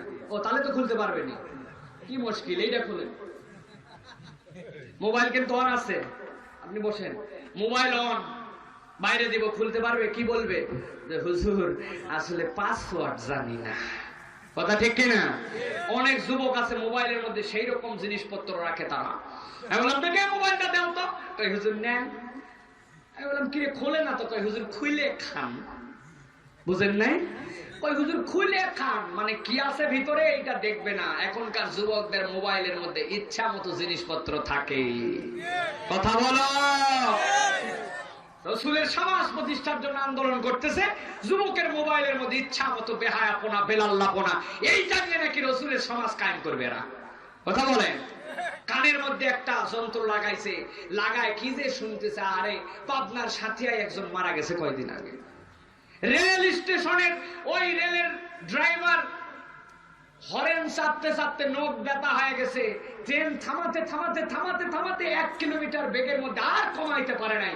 ট্রেন অ্যাক্সিডেন্ট করে সব লোক মারা যাবে, এই ভয়ে ওই লোকের উপর দিয়ে চালায় দিছে। এদিক দিয়ে নাই, এদিক দিয়ে আলাদা। মারা গেছে কিন্তু কানের হেডফোন তখনও খোলা নাই। লোকজন চিন্তা করছে, আচ্ছা এই কানের মধ্যে থেকে এটা খুললো না, কি শুনতে শুনতে মূল্য, আমরা একটু যাই চেক করে দেখি তো। গেছে, যাই চেক করে খুলে দেখে তখনও বন্ধ হয় নাই। কানের মধ্যে দিয়ে শুনে ফাইটা যায়, বুকটা ফাইটা যায়। জানেন আপনারা ফাইটা যায়, এটা তো তাও নরমাল। আরো ঝিকঝিক ঝিকঝিক মিউজিক আছে, মানে অস্থির পাগলা করা মিউজিক শুনতে শুনতে দুনিয়ার থেকে বিদায়। আরে যুবক, তুই কোন দিক গেলি? রসুল তোকে কি সমাজ দেখায় গেল?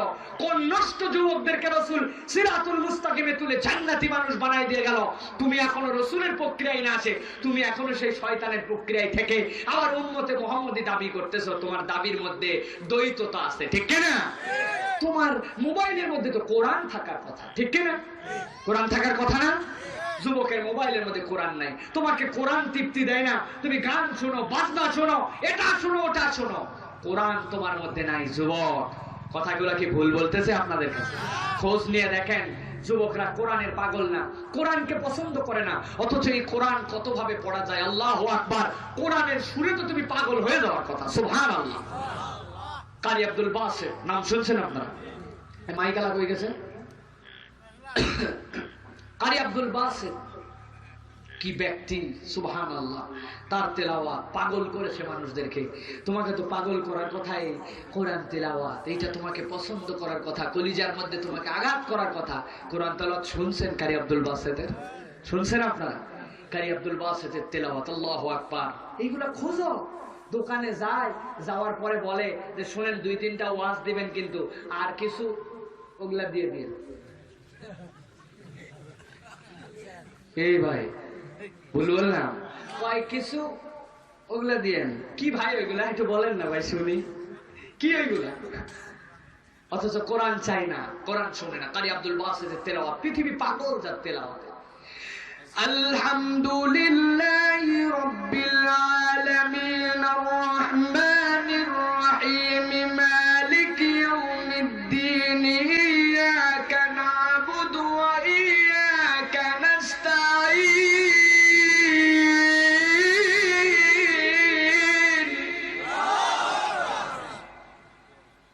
এই মানুষটাই আবার ভিন্ন ডাইমেনশনে পড়ে, এক এক সময় এক এক রকম লাহাজা চেঞ্জ করে দিয়ে পড়তেছে সূরা ফাতিহায়। আশ্চর্য হয়ে যাবে।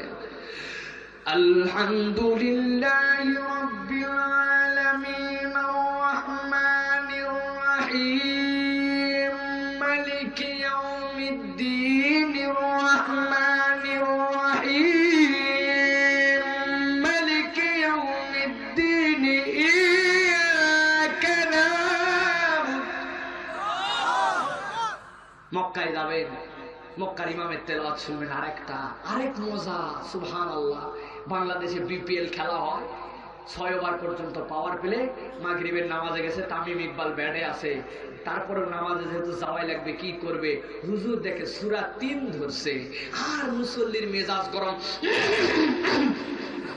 মানে কি জানেন এটা? এটার ব্যাখ্যা হচ্ছে এত লম্বা সূরা ধরার সময় পান না। কয় কিনা? ঘরের দিকে টাকায় সিগন্যাল দেয়। আবার কতগুলো আছে দাপটালা মুসল্লি, 12 মাস খবর নাই, সপ্তাহ দিন আসছে মসজিদের সভাপতি। ঢুকেই প্রথমে বুড়া আঙ্গুল দিয়ে পা এরকম ডলা দিছে একটা, তারপর জালনা এরকম করে একটু ডলা দিছে মসজিদে, দিয়ে দেখে একটু ভালো, মুয়াজ্জিন কোথায় রে? মুয়াজ্জিন তো দৌড়ায় চলে আসছে। জি স্যার। কি হয়েছে? তুমি কি করো মসজিদে এরকম ধুলাবালি কানন? মুয়াজ্জিন কি করবে বেচারি? জি ভুল হয়ে গেছে হুজুর, উনি 12 মাস খবর নাই, মসজিদের ধুলা টেস্ট করতে আসে। আপনাদের এলাকায় না থাকলেও ঢাকাতে এরকম শত শত সভাপতি আর সেক্রেটারি আছে, আছে কিনা? তুমি তো হিসাব করে ক্যালকুলেশন করে মোবাইলতে মারি দেখো নাই? বেতন দাও 4,000-5,000 টাকা, 30 দিনকে 5 ওয়াক্ত দিয়ে ভাগ দাও, দেওয়ার পরে প্রত্যেক ওয়াক্তকে টাকা দিয়ে ভাগ দাও, 7.5 টাকা করে প্রত্যেক দিনের আজানের তোমার খরচ পড়ে। তুমি গরম নাও মুয়াজ্জিনের উপরে। হতভাগা জাতি আমার।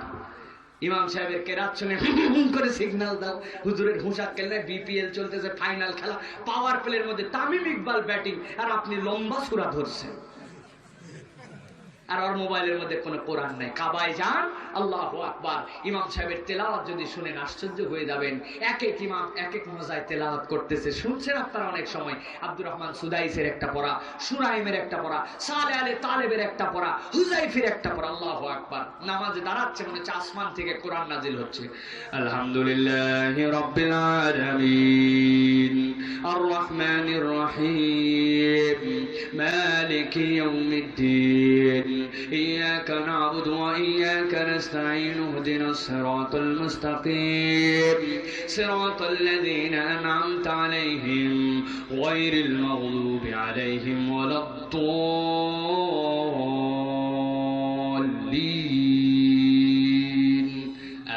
آمين الله أكبر الله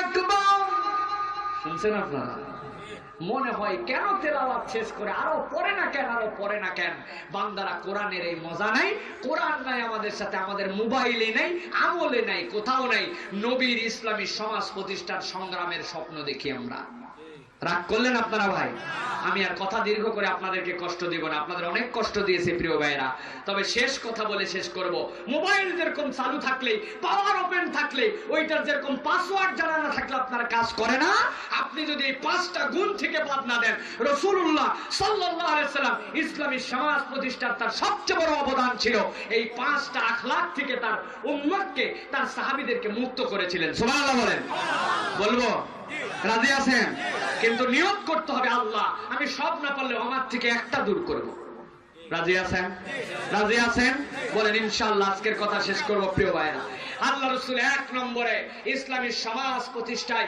রাসূলুল্লাহ সাল্লাল্লাহু আলাইহি ওয়াসাল্লামের সবচেয়ে বড় পদ্ধতি যেটা ছিল সেটা হচ্ছে হিংসা এবং বিদ্বেষ মুক্ত অন্তর গঠন করা হিংসা এবং বিদ্বেষ মুক্ত অন্তর গঠন করা অমুক হুজুর অমুক দলে তমুক হুজুর তমুক পক্ষে আমার হিংসায় চলে যায় ওইও নামাজ পড়ে এও নামাজ পড়ে কিন্তু কেউ কাউকে দেখতে পারে না হুজুরের হিংসা আছে কিনা আছে কিনা আছে রে ভাই এই অন্তর নিয়ে আপনি কার কাছে যাবেন কি জমা দিবেন আপনি অন্তর নিয়ে কাজ হবে না আপনার পাসওয়ার্ড মিলবে না দাড়ি আছে টুপি আছে রোদ আছে রোজা আছে নামাজ আছে কিন্তু পাসওয়ার্ড নাই কথা ঠিক কিনা 2 নম্বরে ভালো করে বোঝেন সন্ত্রাস এবং দুর্নীতিকে বিদায় করতে হবে সমাজ থেকে ঠিক কিনা রাসূল সাল্লাল্লাহু আলাইহি ওয়াসাল্লাম এই দুটো দূর করতে পেরেছিলেন কিনা সন্ত্রাস এবং দুর্নীতি কিভাবে দূর হবে রাসূলুল্লাহ সাল্লাল্লাহু আলাইহি ওয়াসাল্লাম যে প্রক্রিয়ায় আপনাকে আমাকে সমাজে দেখাই দিয়ে গেছিলেন এটা দুনিয়ার কোনো প্রক্রিয়ায় হবে না ক্রস ফায়ার 1000 বছর যদি আপনি দেন কোনোদিনও সন্ত্রাস দূর হবে না আরো সন্ত্রাস বাড়বে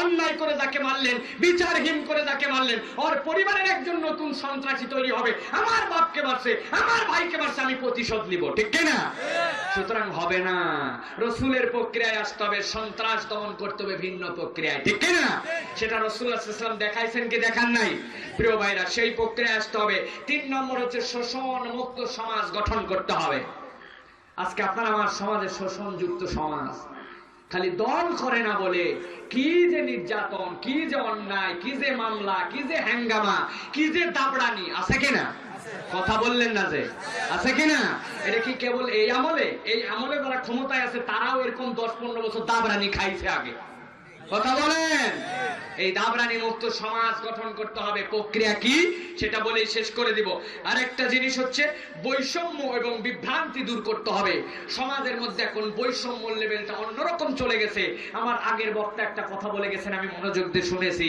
চেয়ারম্যানের বেটা আর হচ্ছে রিকশাওয়ালার বেটা ডাব চুরি করছে বলে নাই মনে করছেন হুজুর ওয়াজ শুনে নাই প্রত্যেকটা কথা শুনছি না শ্রোতা ভালো হলে ভালো বক্তা হওয়া যাবে না আগে শ্রোতা ভালো হতে হবে আপনাকে প্রিয় ভাইরা উনি বলছে যেই বলছে যে চেয়ারম্যানের বেটাও ছিল রিকশালার বেটা বলছে চেয়ারম্যান বলছে আজকের মতো থাক পরে মামলা নেওয়া যাবে অন্য জায়গায় একটা আমার বিচার আছে প্রিয় ভাইরা এই বৈষম্যমূলক সমাজ আমাদের আছে কিনা আছে কিনা আপনি দল করেন না পার্টি করেন না বিভিন্ন কিছু করেন না জন্য আপনার জন্য আইন এক আর দল করে পার্টি করে জন্য তার জন্য আইন ভিন্ন আছে কিনা আপনি এইটা দিয়ে বাংলাদেশকে উন্নয়নশীল দেশে রূপান্তর করতে পারবেন পারবেন আপনাকে বৈষম্যহীন আপনার দুই চোখ সমান করতে হবে এটা রাসূলুল্লাহ সাল্লাল্লাহু আলাইহি সাল্লাম করায় দেখাই দিয়ে গেছেন ঠিক কি না প্রিয় ভাইরা আমার পিছনের ভাই একটা হাদিস বলতে বলতে অল্প অংশ বলেন নাই ওই যে মেয়েটা যেই মেয়েটার বিচার শুরু হলো তার পক্ষে কাকে দালালি করতে পাঠাইছিল জানেন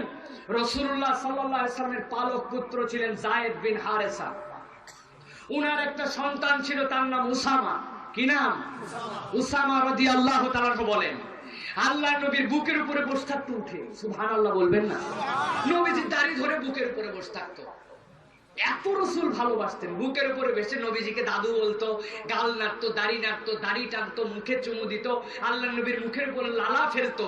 সুবহানাল্লাহ, এত ভালোবাসতেন।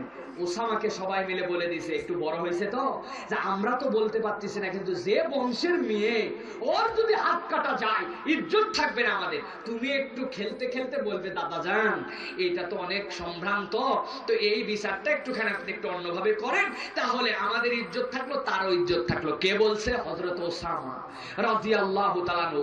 হাদিস বলতেছে আল্লাহর নবী শুয়েছিলেন, সাথে সাথে আল্লাহর নবী ওকে কোলের থেকে নামাই দিয়ে আল্লাহর নবী দাঁড়ায় গেছে। দাঁড়ায় আল্লাহর নবী সাল্লাল্লাহু আলাইহি সাল্লাম মেম্বারে উঠছেন। আল্লাহর নবীর মেম্বার দেখছেন আপনারা, মসজিদ নববীতে দাঁড়ায় গেছেন। সাহাবায়ে কেরাম অবাক হয়ে গেছেন। আল্লাহর নবী খালি গায়ে উঠে গেলেন, চাদরটা পরে গেল। নবীজি উপরে চাদর পরতেন, ইদার পরতেন, চাদর পরে গেল, সেলাই ছাড়া লুঙ্গি পরতেন। মেম্বারে দাঁড়ায় গেলেন, খুতবা দেওয়ার সময় না, দাঁড়ায় বললেন, এই আমার সাহাবীরা শোনো, তোমরা আমার কাছে বুঝতে পেরেছি ওসামাকে দিয়ে ওই মহিলার জন্য তোমরা আমার কাছে সুপারিশ করার জন্য পাঠাইছো।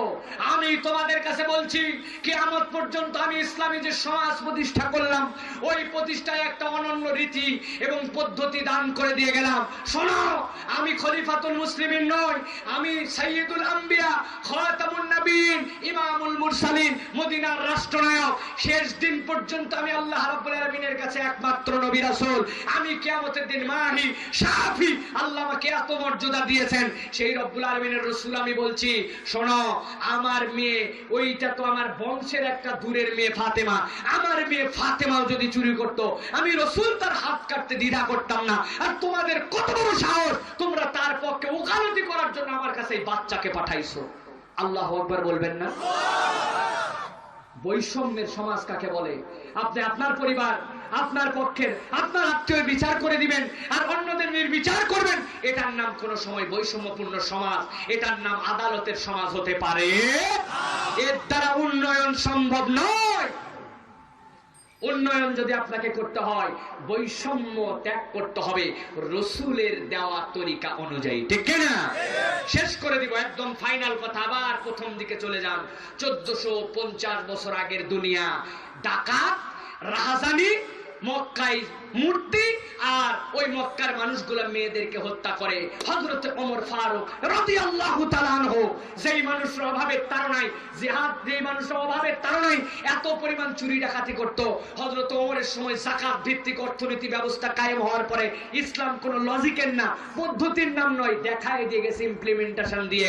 ওই সময় বলছে আমাদের যাকাতের মাল এমন ভাবে জড়ো হলো, মক্কাতে দূরের কথা, মদিনাতে যাকাত নেওয়ার মতো লোক নাই। যারা ছিল ডাকাত সম্পদের জন্য, তাদের যাকাত আর নিতে পারে না, সবাই স্বাবলম্বী। এই সমাজ বানাইছে কে? ইসলাম দিয়েছে আমাদেরকে, ঠিক কিনা? যেই মানুষরা মেয়েদের নিরাপত্তা দিতে পারে না, সেই রাসূলুল্লাহ সাল্লাল্লাহু আলাইহি ওয়াসাল্লামের পরে হযরতে আব্দুল্লাহ ইবনে ওমর রাদিয়াল্লাহু তাআলা ইসলামের পঞ্চম খলিফা বলা হয়। ওমর ইবনে আব্দুল আজিজের সময় বলা হচ্ছে, দুনিয়াতে এরকম একটা চক্ষু নাই যে ওই যে সানা থেকে মদিনা পর্যন্ত, ইয়েমেনের রাজধানী সানা থেকে মদিনা কয়েক হাজারের রাস্তা মাইলের, একটা মেয়ে যদি উলঙ্গ হয়েও চলে, কোন একটা যুবক তার দিকে তাকাতে পারবে না। ইসলাম মেয়েদেরকে এরকম সম্মান দিয়ে দেখায় গেছে। সুবহানাল্লাহ বলেন। যেই মানুষরা যুদ্ধবাজ ছিল, সেই মানুষগুলার আল্লাহ রাসূল এমন আদর্শ প্রতিষ্ঠা করে দিয়ে গেলেন, সেই মানুষগুলা যেখানে নির্যাতিত, নিপীড়িত, তাদের পক্ষে কেবল গিয়েছে যায়েদ তারেক ইবনে জিয়াদ, স্পেনের মধ্যে গেছেন। যাওয়ার পরে যতগুলো তার যুদ্ধ জাহাজ ছিল, বললেন সবগুলো আগুন লাগায় পুড়ায় দাও। কারণ কি? কারণ এইগুলা যদি থাকে, তোমরা পিছন দিকে আবার ফিরতে পারো। কিন্তু মুসলমান তো সেই জাতি, কোনোদিন কাউকে আক্রমণ করবে না, কিন্তু আমাদের ভাইরা যদি আক্রান্ত হয়, তাদেরকে পিছে রেখে যাবে না, হয় জীবন দিবে, নাইলে এই কওমকে তাদের অত্যাচার থেকে মুক্ত করবে। এরা হচ্ছে সেই জাতি যারা আগে যুদ্ধ করতো উটের দুধ নিয়ে, পরবর্তীতে মানুষের জান বাঁচানোর জন্য নিজের জানকে উৎসর্গ করেছে। এই পদ্ধতি দিয়েছে ইসলাম, ঠিক না? প্রিয় ভাইরা, সর্বশেষ যেটা, সেইটা হচ্ছে পৌত্তলিকতা মুক্ত সমাজ দিয়ে আল্লাহ রাব্বুল আলামিন রাসূল দেখাই দিয়ে গেছেন। একাত্মবাদী সমাজ যদি হয়, আল্লাহ রাব্বুল আলামিন বলছেন, রাসূল আপনি জানায়ে দেন, রাদিয়াল্লাহু আনহুম ওয়া রাদু আন, দুনিয়ায় থাকতেই আমি আল্লাহ তাদের প্রতি খুশি, আর আল্লাহও তাদের প্রতি খুশি। দুনিয়ায় থাকতেই তাদেরকে জান্নাতের মালিক বানায় দিলাম। সুবহানাল্লাহ। সুতরাং এই সমাজ আমরা চাই, জোরে বলেন। তাহলে আমাদেরকে কাজ করতে হবে, রসুলের সিরাত পড়তে হবে। রাসূলুল্লাহ সাল্লাল্লাহু আলাইহি সাল্লাম সংক্ষিপ্ত সময়ে বলা হলো, অনেক কথার মধ্যে রয়ে গেছে, কারণ আমি চাই আমাকে আর একটু আগে দেওয়া হোক মানুষের ধৈর্যের মধ্যে থাকার মধ্যে, কিন্তু আমাদের অনেক আলোচক এই জন্য পুরো কথাটা বলতে পারলাম না। তারপরেও যেটা আমি বুঝাতে চাইছি, বারবার মনে রাখবেন, 1450 বছর আগের পৃথিবী খুব ভালো পৃথিবী ছিল না। ওই পৃথিবীকে সোনায় সোহাগায় রূপান্তর করেছিলেন যে রাসূল। ওই প্রক্রিয়ায় ঢুকলে পৃথিবী যতই খারাপ হোক, যুগের দোষ দিয়ে লাভ নাই, ওই পদ্ধতির মধ্যে ঢুকলে আল্লাহ রাব্বুল আলামিন এখনকার সমাজকেও সোনার সমাজে পরিবর্তন করে দিবেন। বলেন আল্লাহুম্মা আমিন। আর একটু জোরে বলেন আল্লাহুম্মা আমিন। আল্লাহ কবুল করুন, আল্লাহুম্মা আমিন।